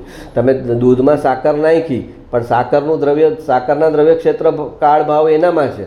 દૂધના દ્રવ્ય, ક્ષેત્ર, કાળ, ભાવ એનામાં છે. એ કોઈમાં પ્રવેશ નથી પામ્યું. ત્યાં એક ક્ષેત્રાવગા સંબંધ થયો છે કે એક જ આકાશના ક્ષેત્રમાં એણે બંને રહેવાનું નક્કી કર્યું, પણ એ બેમાં એકમેક નથી ત્યાં. એ બંને પોતે આપણે ઓલા પેઇંગ ગેસ્ટ હોય એક ફ્લેટની અંદર, તો કે આગલા રૂમમાં એક હોય ને બીજા રૂમમાં બે હોય, તો સાથે હોય તો ફેમિલી થોડી થઈ ગયું. એ કે ભાઈ એ અલગ ગયા છે ને હું અલગ છું, એક જ ઘરમાં છે. તો કે એવી રીતે દૂધમાં સાકર છે, એક જ ઘરમાં આવી ગયા છે, પણ આના દ્રવ્ય, ક્ષેત્ર, કાળ, ભાવ અલગ છે. પાણીમાં તમે મીઠું નાખ્યું છે, હા, તો પછી જેવું ગરમ કરો તો પાણી બાફ થઈને ઉડી જાય છે અને મીઠું રહી જાય છે. તો જો એકમેક થઈ ગયું હોય તો ન થઈ શકે. એકમેક પોતાનું અસ્તિત્વ ગુમાવી નથી દેતું, એ પોતાનું અસ્તિત્વ સાચવીને એની સાથે રહે છે. તો એવી જ રીતે આત્માને કર્મ લાગેલા છે, એ એક ક્ષેત્રાવગા સંબંધ છે. પણ જ્યારે ધ્યાન અગ્નિથી એને બાળી નાખે છે, એને ઉડાવી દે છે, ત્યારે એ છૂટા પડી જાય છે. તો એટલે એ પણ ત્યાં પણ આત્મા કર્મને સ્પર્શતો નથી અને કર્મ આત્માને સ્પર્શતા નથી. બંને એક જગાએ એક ક્ષેત્રમાં છે. એક દ્રવ્ય બીજા દ્રવ્યને કરે તો નહીં પણ અડે પણ નહીં. કરવાની તો વાત નહીં કે આની પર્યાયને આ કરે. દૂધ જે છે એ સાકરને મીઠી બનાવી શકે? દૂધ સાકરને મીઠાશનો ગુણ એનો પોતાનો છે. એ દૂધ એને કેવી રીતે મીઠાશ આપે? એમ દૂધનો પોતાનો સ્વાદ છે, તો સાકર એને થોડી આપે છે દૂધનો સ્વાદ. બંને પોતપોતાના રસગુણની પર્યાયમાં બરાબર સ્થિર છે. દૂધ એનો સ્વાદ છોડતું નથી. ને આપણે એમ વ્યવહારથી બોલાય કે આ ગળ્યું દૂધ છે. દૂધ ગળ્યું નથી, સાકર ગળી છે. દૂધ ગળ્યું નથી, એમાં જે સાકર છે એ ગળી છે. પણ આપણે વ્યવહારમાં શું બોલીએ? આ ગળ્યું દૂધ છે, આ મોરું દૂધ છે, આ ગળ્યું દૂધ છે, આ શાક ખારું છે. તો એ વ્યવહારની ભાષા છે. કોઈએ કોઈનું અસ્તિત્વ છોડ્યું નથી. સાકર એના અસ્તિત્વમાં છે, દૂધ એના અસ્તિત્વમાં છે. તો કહે છે કે એક દ્રવ્ય બીજા દ્રવ્યને કરે તો નહીં પણ અડે પણ નહીં. દરેક દ્રવ્ય સ્વતંત્ર છે, દરેક દ્રવ્યની પર્યાય ક્રમબદ્ધ થાય છે.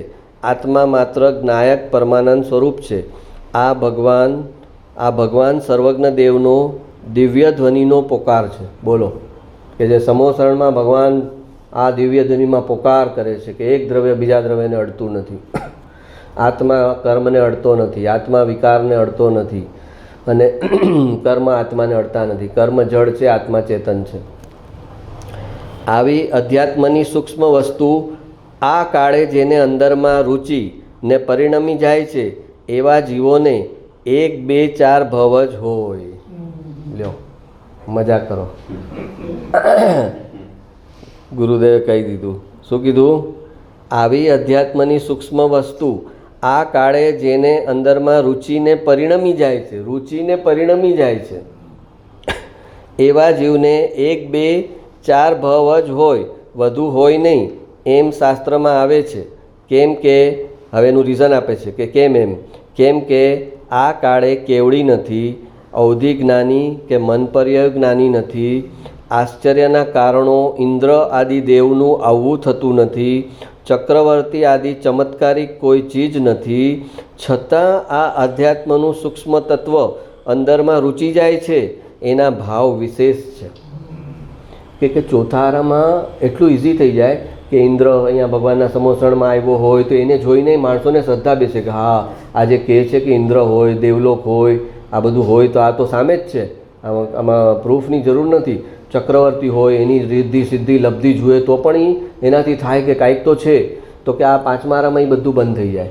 અલૌકિક આશ્ચર્યકારિક બધી જે ચીજો છે, ઇન્દ્ર, ચક્રવર્તી, આ બધું કાંઈ જોવા ન મળે, ભગવાનનું સમોસણ જોવા ન મળે. અને એમ છતાં વિતરાગ વાણી પ્રત્યે જો કોઈને ખેંચાણ થતું હોય તો એ બહુ મોટી પાત્રતા છે. એમ કહે છે કે આવા બહાર કોઈ આકર્ષિત કરી શકે એવા, વિસ્મય કરી શકે એવા કોઈ ચીજો બચી નથી. એવા કાળમાં પણ વિતરાગ વાણી પ્રત્યેની રુચિ થાય છે તો એ વ્યક્તિના જે ભાવ છે અંદરના એ વિશેષ છે. એને ભવ વધુ હોય નહીં, અને એને ભવ વધુ હોય નહીં.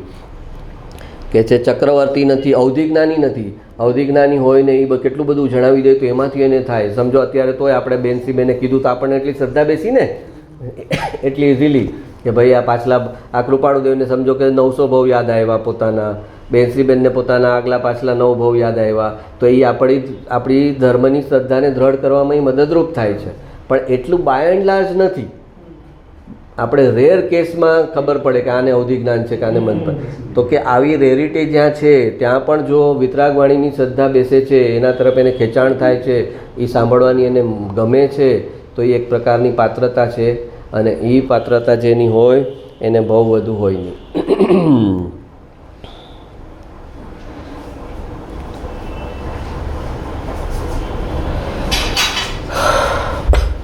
કૃપાળુદેવ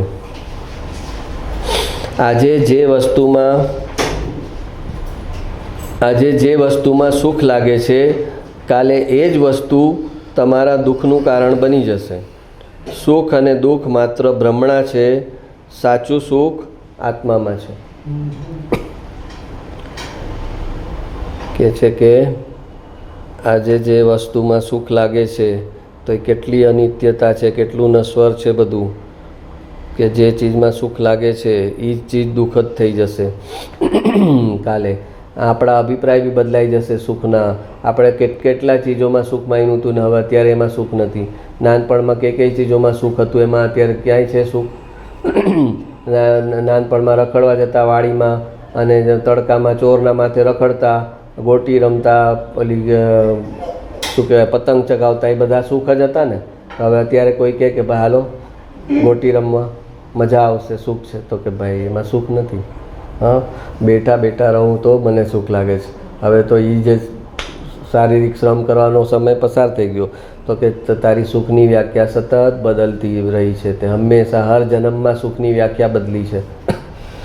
અને આજે જે વસ્તુમાં સુખ લાગે છે કાલે એ જ વસ્તુ તમારા દુઃખનું કારણ બની જશે. સુખ અને દુઃખ માત્ર ભ્રમણા છે, સાચું સુખ આત્મામાં છે. એટલે સુખ અને દુઃખ એટલે જે સંસાર સંબંધિત જે સુખ અને દુઃખ છે એની વાત કરે છે કે એ તારી મનની કલ્પના છે. પેલા માણસ એકલો હોય તેને થાય કે કોઈક જીવનસાથી સંગાથી હોય તો કાંઈક મારી એકલતા દૂર થાય. બરાબર ને? એ વગર તો કોઈ લગ્ન કરે નહીં ને. તો કે આ એકલો મજા નથી એકલા જીવવામાં, એટલે એ બેકલો થાય. બરાબર? પછી બેકલામાં 2 જણા સાથે એકલા પડે.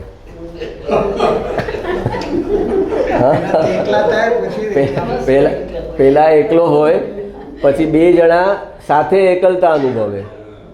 તો કે આપણે એક ચાઇલ્ડ હોય, એક ઇસ્યુ હોય તો આપણા 2 વચ્ચે શું છે, કંટાળીએ છીએ આપણે એકબીજાથી, તો આપણે એક કોમન ફેક્ટર આવે તો સારું પડે. એટલે એ ચાઇલ્ડ કરે. પછી હવે ચાઇલ્ડ કર્યું તો એનાથી એ પછી બી કે આપણો દીકરો આવ્યો હોય તો વિચારે કે આપણા બિચારા રક્ષાબંધને આને રાખડી બાંધનાર કોઈ નથી. તો એક આપણા દીકરાને એક બેન મળી જાય ને તો આપણું પૂરું થઈ જાય. અને દીકરી હોય તો એમ વિચારે કે એક દીકરો હોય તો એટલે પછી બીજું સંતાન કરે. તો બીજું સંતાન ભગવાનની કૃપાથી જો દીકરો દીકરી થઈ જાય તો એ સમજવાનું કે નસીબવાળા છે, તો ચાલો ફેમિલી પૂરું થયું. હવે એ 4 જણા સાથે એકલતા અનુભવે, મોટા થાય એટલે હવે શું કરે, બીજા ફેમિલી સાથે એને પિકનિક ટૂરમાં જવું પડે. તો કે કેમ જવું પડે?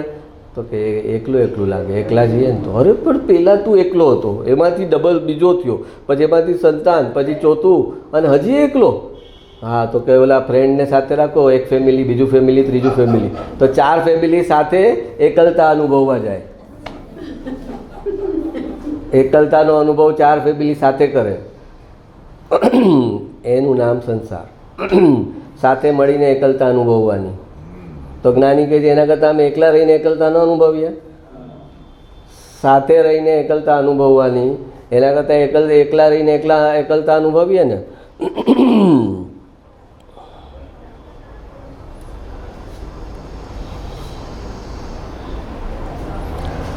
સત સત જ છે, સરળ છે, સુગમ છે, સર્વત્ર તેની પ્રાપ્તિ હોય છે, પણ સતને બતાવનાર સત જોઈએ. સતને બતાવનાર સત જોઈએ. શ્રીમદ રાજચંદ્ર, તું કહીશ કે હું શાસ્ત્રમાંથી કાઢી લઈશ તો શાસ્ત્ર જળ છે, એ સત નથી. સતને બતાવનાર સત જોઈએ, ત્યાં તને પ્રત્યક્ષ ગુરુ જોઈએ, તો પછી તને એ સત બતાવી શકે. સત જ છે. સત એટલે એ પોતાનો ધ્રુવ આત્મા, એ ક્યારેય બદલાતો નથી. સરળ છે, સુગમ છે, સર્વત્ર તેની પ્રાપ્તિ હોય છે.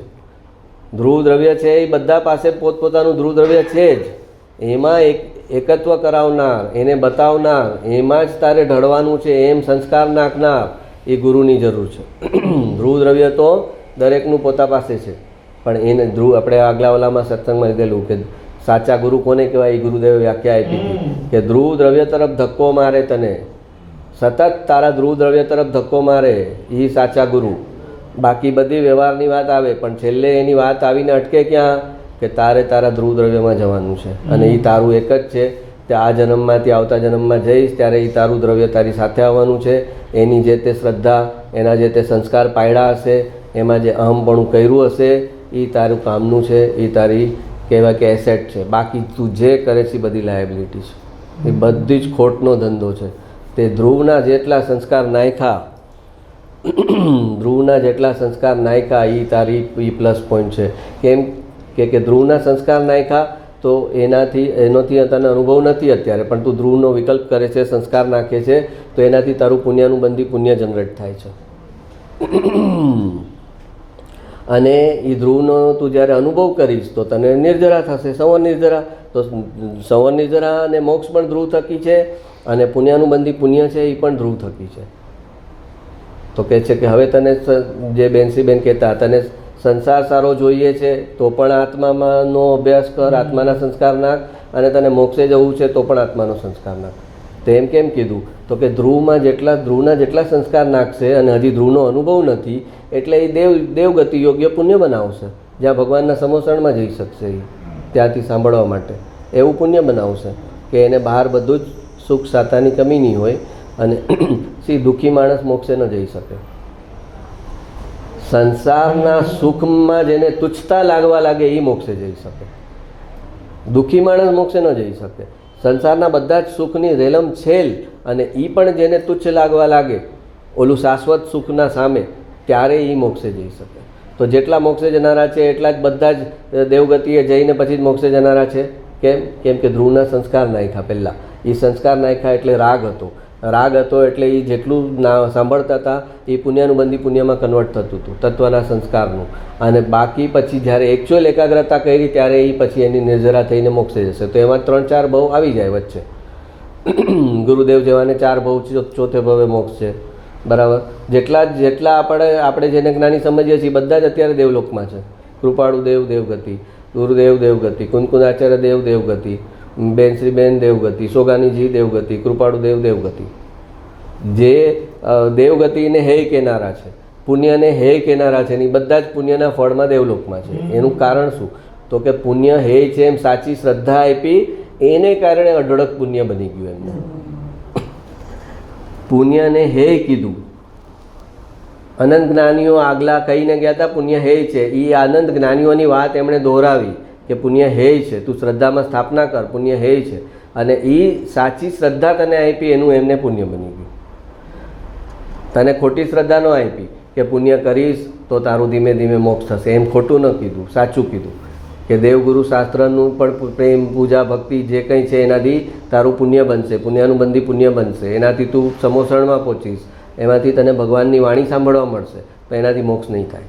એ સ્પષ્ટ વાત કરી કે પુણ્યથી મોક્ષ નહીં થાય. પુણ્ય તારે કરવાનું છે એ અલગ વસ્તુ છે, પણ પુણ્યથી મોક્ષ નહીં થાય. એ સ્પષ્ટ વાત કીધી પોતે, એને કારણે પોતાને જ પુણ્ય બની ગયું. અને એ પુણ્યનો પણ અનંત ભવોની સામે ગણીને 4 ભવ બચ્યા, કોઈને 2 ભવ બચ્યા, તો એ કંઈ ઓછી વાત છે? 100 કરોડનું કરજો હતું ને હવે કોઈને 1 કરોડ બાકી રહ્યા, તો કે હજી આને 1 કરોડનું કર્જ છે. અરે પણ 100 કરોડનું હતું, 100 કરોડનું હતું, એમાંથી 1 કરોડ બચ્યા છે, તો ઓલાને તો રાહત જ લાગે ને. 1 કરોડ બી ઘણા છે, પણ ઓલા 100 કરોડની સામે તો રાહત જ છે ને. એવી વાત છે કે અનંત ભવની સામે મિથ્યાત્વ જાય પછી 4-5 ભવનું જે ચારિત્ર મૌન્ય છે એ 4-5 ભવ ભટકાવી શકે. તો કે એ બહુ મોટો હિસાબ નથી.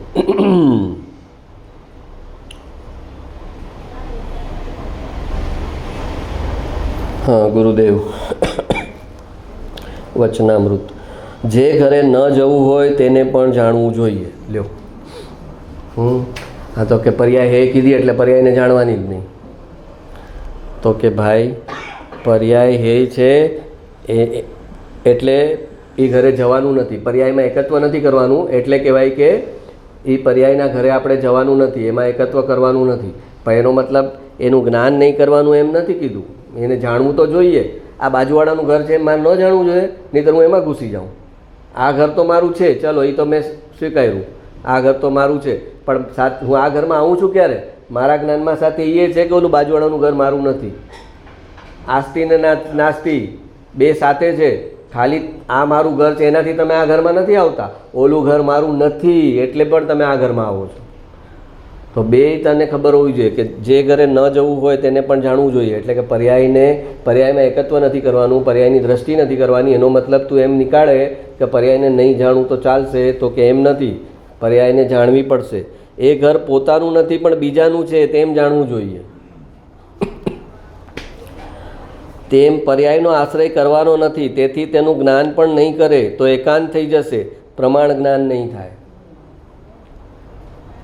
પર્યાયનો આશ્રય કરવાનો નથી એ વાત સાચી, એની દ્રષ્ટિ કરવાની નથી, એનું અવલંબન લેવાનો નથી, પણ એમ વિચારીને એનું જ્ઞાન પણ નહીં કરે તો એકાંત થઈ જશે અને પ્રમાણ જ્ઞાન નહીં થાય. પર્યાયનો આશ્રય છોડવા યોગ્ય હોવા છતાં તેનું જેમ છે તેમ જ્ઞાન તો કરવું પડશે, તો જ નિશ્ચયને એનું જ્ઞાન સાચું થશે. હું નિશ્ચય નહીં કહે છે કે તું દ્રવ્ય છું, તું શુદ્ધ દ્રવ્ય છો અને તારામાં પર્યાય નથી, તો કે છે એ જ નિશ્ચયને એનું જ્ઞાન સાચું જ થયું ત્યારે કહેવાશે જ્યારે પર્યાયને તું જેમ છે તેમ જાણતો હોય. મારી નથી પર્યાય, પણ એને હું જાણું છું કે મારી પર્યાયમાં આમામ ચાલે છે, આવા દોષ ચાલે છે, આવા ક્રોધ, આવા માન, આવા માયા, આવા લોભ મારી પર્યાયમાં છે. એમ તારે એનું જ્ઞાન તો કરવું જ પડશે. એ જ્ઞાન કરી ત્યાંથી હટી અને દ્રવ્ય પર આવવાનું છે. પણ આ જ્ઞાન જ ન કરે તો કે તો પછી તમારી મલિનતા જ નથી, તો તમારે શુદ્ધતા કોની કરે? દ્રવ્યને તો શુદ્ધ કરવાનું નથી, એ તો શુદ્ધ જ છે. દ્રવ્યને તો શુદ્ધ કરવાનું નથી, એ તો શુદ્ધ જ છે. તો હવે શુદ્ધતાનો તારો પુરુષાર્થ કોના માટે છે? તો કે પર્યાય, તો શુદ્ધતા તારે પર્યાયમાં લાવવી છે, તો પર્યાયમાં જે અશુદ્ધતા છે એનું જ્ઞાન તો કરવું પડશે ને. આ કુદરત આપણને દાંતનો દુખાવો શેના માટે આપે છે? કે આપણે દાંત સડ્યો છે તો કુદરત એને દુખાવો કરે છે કે આપણે દુખાવો થશે તો ડૉક્ટર પાસે જશું. અગર દુખાવાનું પેઇનનું સિગ્નલ ન મૂક્યું હોય કુદરતે તો દાંત સીધા હાથમાં આવી જાય. ઓલું તમે ખાઓ ને થોડુંક તમને થાય એટલે કે આ જવું પડશે ડૉક્ટર પાસે. તો એ પેઇન છે, એ બ્લેસિંગ છે કે પેઇન થયું એટલે તું ડૉક્ટર પાસે ગયો. તો એવી રીતે પર્યાયની જે અશુદ્ધતા છે એને તું જાણીશ, એની પીડા અનુભવીશ અને તો પછી તું દ્રવ્ય તરફ વળીશ કે અરે આ જે છે આ અશુદ્ધતા મારો સ્વભાવ નથી, આ શુદ્ધતા મારો સ્વભાવ છે. તો અશુદ્ધતા કેમ છે અહીંયા? તો એમ પર્યાયની અશુદ્ધતાનું જ્ઞાન કરી અને શુદ્ધ દ્રવ્ય તરફ ઢળીશ તો પછી પર્યાયની જે અશુદ્ધતા છે એ ક્રમે ટળતી જશે અને એ સાચો મોક્ષ માર્ગનો પુરુષાર્થ છે. પણ પર્યાયને જાણવાનું જ કોઈ બંધ કરી દે ને મૂળ થઈ જાય અને હું શુદ્ધ દ્રવ્ય છું એમ કે તો એ નિશ્ચયાભાસી થઈ ગયો.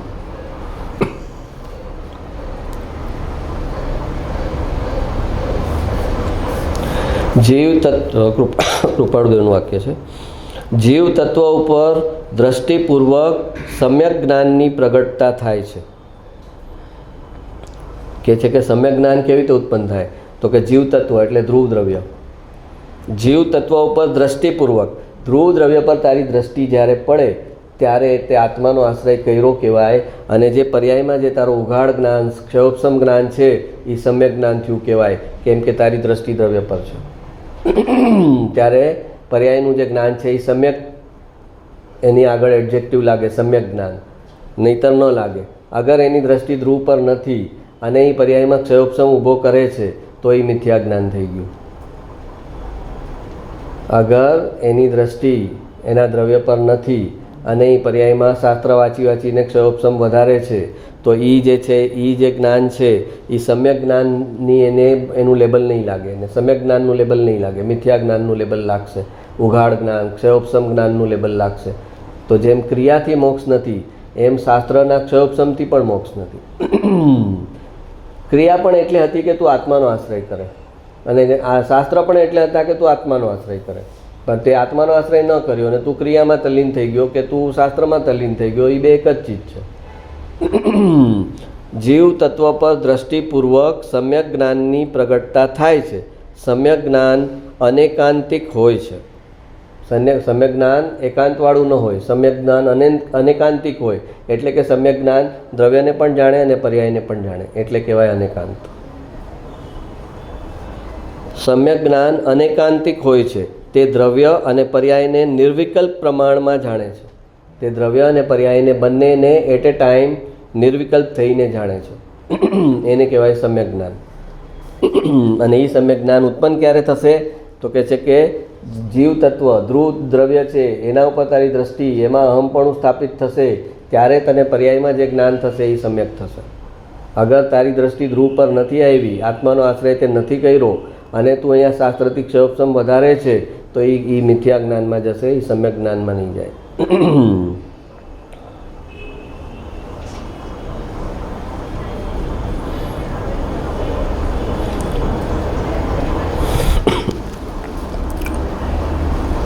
મારું વાક્ય છે, પરિસ્થિતિ એ ઉદયનું સર્જન છે પણ મનોસ્થિતિ એ પોતાનું સર્જન છે. પરિસ્થિતિ તો ઉદયથી થાય છે, જ્ઞાનીઓને બી થાય છે. ગુરુદેવને આવી પરિસ્થિતિ સર્જાણી. સંપ્રદાય છોડીને જંગલમાં રહેવું પડે, કોઈ ઘર નહોતા. એ સમયસર વાંચતા તો 2-3 જણા પેરો ભરતા, એમને મારવાની ધમકી આવતી, વિરોધ કરવા આવે તો 3 જણા પેરો ભરતા, અને ગુરુદેવ સમયસર વાંચતા.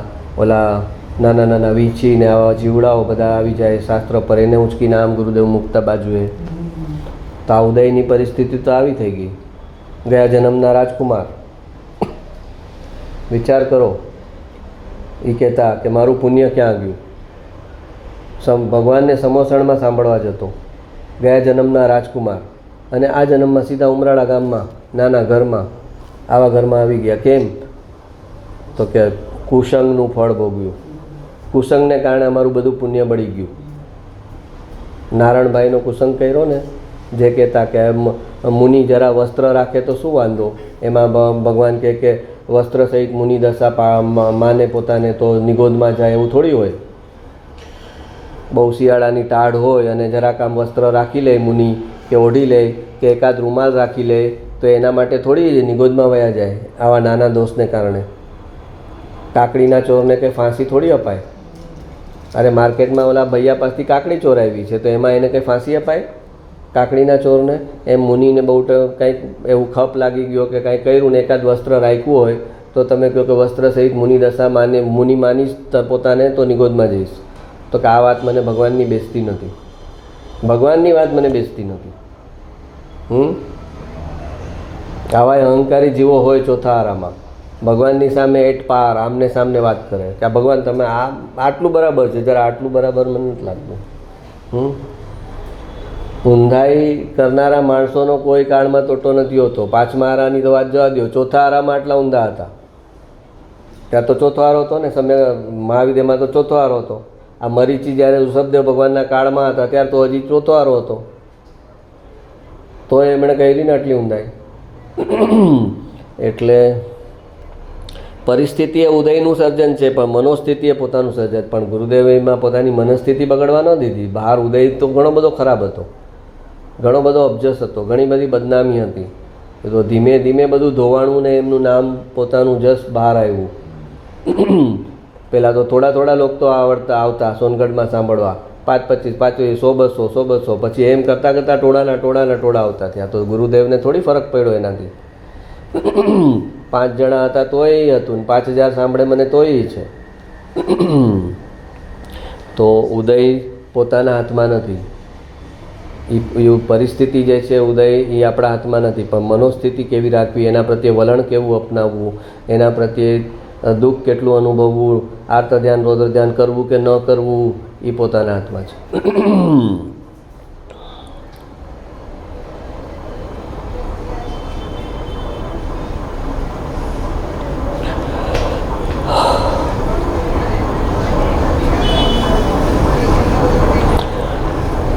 બીજું વાક્ય છે, પોતાના વધેલા ક્ષયોપશમથી જે માને છે કે હું કંઈક છું, એ પોતે જે ખાઈમાં પડેલો છે એની ઊંડાઈનો ગર્વ કરી રહ્યો છે.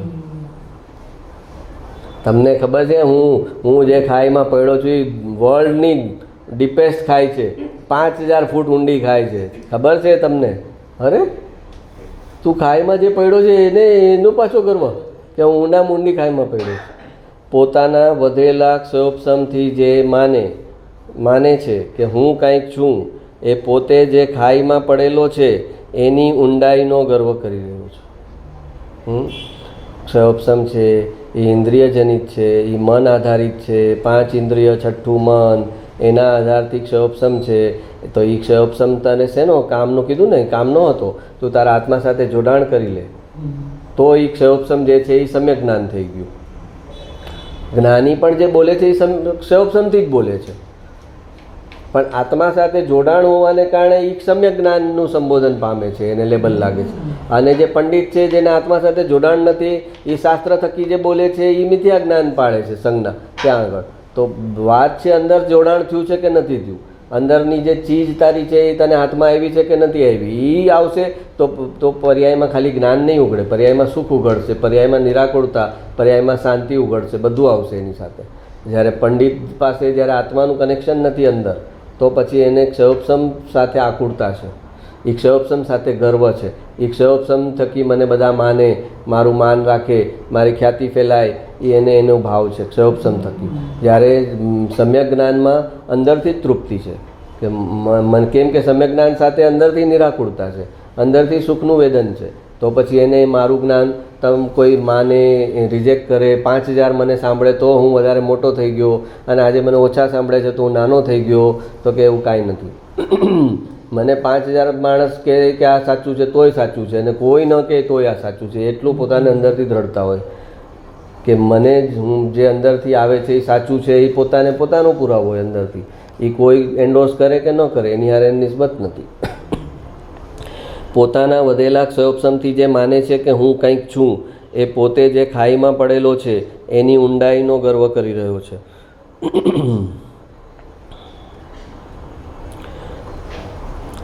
ગુરુદેવનું વાક્ય છે, બેનના પુસ્તકમાં એક શબ્દ છે, લોક આગરે જવું હોય તો લોકનો સંગ છોડ.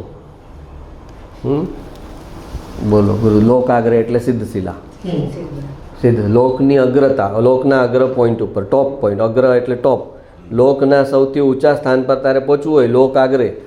તો કે છે બેનશ્રીબેનનું એક વાક્ય છે, લોક આગરે જવું હોય તો લોકનો સંગ છોડ, લોકોના પરના સંગથી તને શું લાભ છે એમાં, લોકોના પરના સંગથી તને શું લાભ છે એમાં. આહા, તારે લોકાગ્ર એકલું રહેવું છે, સિદ્ધ થઈને તો એકલું રહેવું છે લોકાગ્રે. તેથી લોકનો સંગ છોડ તો લોકાગ્રે જઈ શકીશ. બોલો. હવે આમાં કૃપાળુદેવ કહે છે કે કુસંગ છોડ, અતત્વ શ્રદ્ધાન છોડા. તો લોકને સંગ છોડી દે, તત્વવાળા કે અતત્વવાળા બધાને, આમાં તો બે આવી ગયા. હા, આમાં તો તું તારા આત્મામાં જવાનું છે ને, એમાં એના માટે તો તારે બેયને પકડવાના નથી. હા, વ્યવહારથી તો એમ કહેવાય કે ભાઈ સાધર્મી સત્સંગીનો પકડીને ચાલ અને ઓલાને છોડ. એટલે અહીંયા આગળ લોકનો મિનિંગ વ્યવહારે જે કુસંગ છે, કે જે આ માર્ગમાં નથી, કે જે આ મોક્ષની વાત, તત્વના સંસ્કાર જેને નથી, એ લોકમાં અહીંયા એમની વ્યાખ્યામાં એ આવે કે આ લોકનો સંગ છોડ. એટલે લોક એટલે કોણ? કે જેને તત્વના સંસ્કાર નથી, જેને મોક્ષ માર્ગના રસ રૂચિ નથી, સંસારના જ રસ રૂચિ છે, એને છોડ તો જ તું મોક્ષે જઈશ. તારે મોક્ષે જવું છે અને એને સંસારના રસ રૂચિ છે અને તને એની સાથે જો ઓલું ગાંઠ બનાવવી છે, એની સાથે ઋણાનુબંધ બનાવવું છે, તો એ નીચે તરફ ખેંચશે ને તને જવું છે ઉપર, તો ક્યાં જઈશ તું? બેની વચ્ચે પડીશ તું. છેલ્લે નીચેવાળો હોય ને એ ઉપરવાળાને મલિન કરી દે, એ જો સ્ટ્રોંગ ન હોય તો. એક ન પીવાવાળો હોય એ પીવાળાની સંગતમાં હવે રોજ જાય તો લાગે લે ને હવે લે ને એમાં શું છે, લે તો લેવા લાગે. તો એવી રીતે જે સંસારના રસરૂચિવાળા છે એ કહેશે કે ભાઈ ચાલ ને હવે આ સંસારનું મજામ કરીએ ને આપણે આ બધું મૂકને પડો જણ. આત્મા ને પરમાત્મા ને બધું શું છે, કોણે જોયો છે આત્મા, આવતો ભાવ કોણે જોયો છે? એવો એક માર્ગ છે કે આવતો ભાવ જોયો નથી, આ ભાવમાં ઉધારી કરીને પણ રસ પૂરીને પાત્રા જમો, એવો આખો પંથ છે. મિથ્યાત્વીઓના પંથ થોડી ઓછા છે, અઢળક પંથ છે, જેને ભગવાને એક એકને ડિનાય કરવા પડે છે કે આ નથી બરાબર, આ નથી બરાબર, આ નથી બરાબર. તો એક એવો પંથ છે કે ઉધારી કરીને પણ જલસાથી જીવો, કેમ કે આવતો ભાવ છે નહીં, કોણે જોયો છે? તો કે છે બેનના પુસ્તકમાં એ શબ્દ છે, લોક આગળ જવું હોય તો લોકનો સંગ છોડ, લોકોના પરના સંગથી તને શું છે એમાં? આહા, તારે લોકાગ્રે એકલું રહેવું છે. તો કે આખરે તો સિદ્ધ શિલા પર તારે એકલા જ રહેવાનું છે. સિદ્ધ થઈને તો એકલું રહેવું છે, તો લોક આગરે, તેથી લોકનો સંગ છોડ તો લોક આગરે જઈ શકીશ. ભગવાન અસંગની પ્રભુ, તેનો સંગ કર તો એકાગ્ર થઈને લોક આગરે જઈ શકીશ. ભગવાન અસંગી પ્રભુ, આપણો જે ધ્રુવ આત્મા છે, કોઈ પોતાની પર્યાયનો સંગ નથી કરતો, એ બીજા દ્રવ્યનો સંગ ક્યાંથી કરે? ધ્રુવ દ્રવ્ય જે છે પોતાનો, એ પોતાની પર્યાયથી અસ્પર્શિત રહે છે. પોતે નરકમાં ગયો, દેવલોકમાં ગયો, નિગોદમાં ગયો, મનુષ્યમાં, તિર્યંશમાં, બધી પર્યાયોથી એ ધ્રુવ દ્રવ્ય અસંગી કીધો એને. અસંગી એટલે એ પ્રભાવિત નથી થતું, કોઈના સંગની એના પર અસર નથી થતી, કોઈ સંયોગની એના પર અસર નથી થતી, કોઈ સંગની એના પર અસર નથી થતી, પોતાની પર્યાયની પોતા પર અસર નથી થતી. એવું એ ધ્રુવ દ્રવ્ય છે, એને લક્ષમાં લે. એમ કહે છે કે જે પર્યાયથી અપ્રભાવિત છે, પરથી તો અપ્રભાવિત છે જ છે, પણ પોતાની પર્યાયથી અપ્રભાવિત છે, એનો સંકર. ભગવાન અસંગી પ્રભુ, તેનો સંકર. જે અસંગી છે એનો સંકર. તો નિશ્ચયથી જે અસંગી છે એ ધ્રુવ દ્રવ્ય છે એનો સંકર, અને વ્યવહારથી જ્ઞાની અસંગી છે તો એનો સંકર. નિશ્ચયથી પોતાનું ધ્રુવ દ્રવ્ય અસંગી છે એનો સંકર, અને એ ધ્રુવ તરફ ધક્કો મારનારા જે છે એ પોતે વ્યવહારથી છે અસંગી, તો એનો સંકર. હા, ભગવાન અસંગી પ્રભુ, તેનો સંકર તો એકાગ્ર થઈને લોકાગ્રે જઈ શકીશ. એને ઝીણું લાગે પ્રભુ, કઠણ લાગે, પણ માર્ગ તો આ છે. કે છે કે એને લાગે આ તો બહુ ઝીણું છે, બહુ ઝીણું છે, બહુ બારીક છે. તો કે પણ માર્ગ તો આ છે, તારે સમજવું પડશે. જ્યારે સમજ ત્યારે. આ સમજ્યા વગર તારો છૂટકો નથી. આ સમજ્યા વગર તું ક્રિયા કર્યા કર, શાસ્ત્ર વાંચ્યા કર, ગોખણ પટ્ટી કર, શાસ્ત્ર બધા મોઢે કરી લે, 11 અંગનો ક્ષયોપશમ કરી લે, તો કે એ નહીં થાય. તારે અંદર તારું જ્યાં સુધી તારું ધ્રુવ સાથે જોડાણ કરવું કેમ એ તને ન આવડ્યું, એના તરફ તારું ઉપયોગ ન ગયો જ્યાં સુધી, ત્યાં સુધી તું જે કરે એ તને નુકસાની જ છે. કઠણ લાગે પણ માર્ગ તો આ છે. પહેલું જ્ઞાન તો કરે, સમજણમાં તો લે કે માર્ગ તો આ છે. કે ભાઈ પહેલાં તું અમલ ન કરી શકે વાંધો નહીં, પણ પહેલાં શ્રદ્ધામાં તો લે કે માર્ગ આ છે સાચો. પછી ચાલવાનું મારે નથી થતું, એ મારા પુરુષાર્થની નબળાઈ છે, પણ માર્ગ તો આ છે સાચો. સાચા જ્ઞાન વિના એ જાશે ક્યાં, ક્યાં જવું છે અને ક્યાંથી ખસવું છે એનું જ્યાં જ્ઞાન જ નથી. જો આસ્તી ને નાસ્તી ગુરુદેવે બે એક સાથે આપી. શું કહે છે? ક્યાં જવું છે એ આસ્તી, અને ક્યાંથી ખસવું છે એનું જેને જ્ઞાન જ નથી એ મોક્ષ માર્ગમાં ચાલશે કેવી રીતે? આસ્તી ને નાસ્તી, અહીંથી મારે ખસવાનું છે અને અહીંયા મારે જવાનું છે, બે ચીજ એક સાથે છે. તો જ્યાંથી ખસવાનું છે ત્યાંથી ખસે નહીં, અને અહીંયા દેવગુરુ શાસ્ત્રે જોડાણ કરી લે તો કે એનું ફળ નહીં આવે. સાચાથી તારું ઋણાનુબંધ તારું કનેક્શન કર તો સામે ખોટાથી તારું તોડવાનું પણ છે. આસ્તી ને નાસ્તી બે સાથે ચાલશે. નાસ્તીમાં ઢીલા રહેશે તો આસ્તીનું ફળ વયું જશે. આસ્તીનું જે પુણ્ય બને છે ને, જેમ ડૉક્ટર પરેજી આપી છે એ પરેજી ન પાડે અને દવા ખાધા કરે. હા, ડૉક્ટર પૂછે દવા ખાધી તો કે હા ખાધી, તો કે હજી મને બળે છે છાતીમાં, તો ડૉક્ટર 1 મિનિટમાં સમજી જાય કે આ પરેજી નથી પાડતા. પણ હવે પ્રોફેશનલ હોય ને તો એમ ન બોલે એ કે આ ભાગી જશે. પરેજી ઉપર એ આજકાલના ડૉક્ટર ફોર્સ ન કરે. કેમ કે એની પ્રેક્ટિસ ઢીલી થઈ જાય. જો એમ કહે કોઈ કે રહી ઓલો પૂછે કે આ ડૉક્ટરે કાંઈ તને, તો કે એમાં સ્ટ્રિક નથી, ખાધું પીધું બહારનું કહો તોય કાંઈ બોલતા નથી. દવા તમારે લીધી ને બરાબર, તો કે હા બસ. ડૉક્ટર કે મારે શું મતલબ, મારે પૈસા આવે દવાના એની યાર મતલબ, સાજો થાય કે ન થાય એનું જાણે. હું બોલીશ એને તો હું કડવો લાગી તો મને છોડી દેશે, તો મારી પ્રેક્ટિસ ઢીલી થઈ જશે, નાની થઈ જશે. એટલે એ પરેજી પર વાત ન કરે. પણ અહીંયા જ્ઞાનના રસ્તે જે સાચો છે એ તો ભાઈ પરેજી પહેલાં પૂછશે, પરેજી પાડે તો જ દવા આપીશ. પરેજી પાડવાનો છે, તીખું તળેલું ખાવાનું નથી, તો પછી તને એન્ટાસિડની દવા આપું. તું કે મને એન્ટાસિડ આપ્યા કરો અને હું ઓલું ખાધા કરીશ, તો કે તો મારી પાસે નહીં આવ, બીજા ડૉક્ટર છે એની પાસે જા. જ્ઞાનના રસ્તે નહીં ચાલે. પરેજ જે પરેજ પાડવાની છે એના પર પહેલું ઇમ્પોર્ટન્સ આવશે. અને એ પરેજ નહીં પાડે તો ખબર છે કે આ બધું વેસ્ટ થઈ જશે. આ દવા ખાધી છે એ વેસ્ટ થઈ જશે અગર એ પરેજ નહીં પાડે તો. એટલે કે છે કે ક્યાં જવું છે અને ક્યાંથી ખસવું છે, ક્યાં જવું છે અને ક્યાંથી ખસવું છે એનું જ્યાં જ્ઞાન જ નથી તો એ કેવી રીતે ચાલશે મોક્ષના માર્ગમાં. આસ્તી ને નાસ્તી હંમેશા જ્ઞાની હશે ત્યાં આસ્તી ને નાસ્તી આવશે ને આવશે જ. ધ્રુવમાં એકત્વ કર તો કે પર્યાયનમાં એકત્વ નહીં કર, પરમાં એકત્વ નહીં કર, એની સાથે આવશે જ વાત. સાચા દેવગુરુ શાસ્ત્ર પાસે જા તો કે એ તો સામે ખોટા દેવગુરુ શાસ્ત્રને છોડ. બે ચીજ સાથે આમને સામને આવશે જ આવશે. આ કે સાચું કરવું ને ખોટું એ સાથે ચાલુ રાખવું. સાઈડ બિઝનેસ, જોબ કરતો હોય પછી પાર્ટ ટાઈમ કરે ને, કે પાર્ટ ટાઈમ સાઈડમાં ધંધો કરતો હોય એમ પાર્ટ ટાઈમ એને બધું ચાલુ રાખવું. પાર્ટ ટાઈમમાં સંસાર ચાલુ રાખવો જ, અથવા તો ઉલટું પાર્ટ ટાઈમમાં આ ચાલુ રાખવું છે. પાર્ટ ટાઈમમાં સંસાર રાખતો હોય એટલે તોય કહેવાય કે હજી બચી જાય, પણ એને પાર્ટ ટાઈમમાં આ રાખવું છે કે સાવ ઘણીવાર રવિવારે ક્યાંય જવાનું નથી હોતું. અમારે એક બેન બપોરના ટાઈમમાં સત્સંગ હતો ને તો આવતા ને તો પછી એકવાર એનાથી બોલી જવાનું કે બપોરના ઘરે બેઠા બેઠા સાવ કંટાળો આવતો હોય છે, એના કરતાં અહીંયા આવું ને તો મને સારું લાગે છે, 2-4 જણાને મળવાનું થાય છે. હા, એટલે આવા કંઈક યુઝ કાઢે જ્ઞાનીના સત્સંગના, ઘણા બધા યુઝ નીકળે.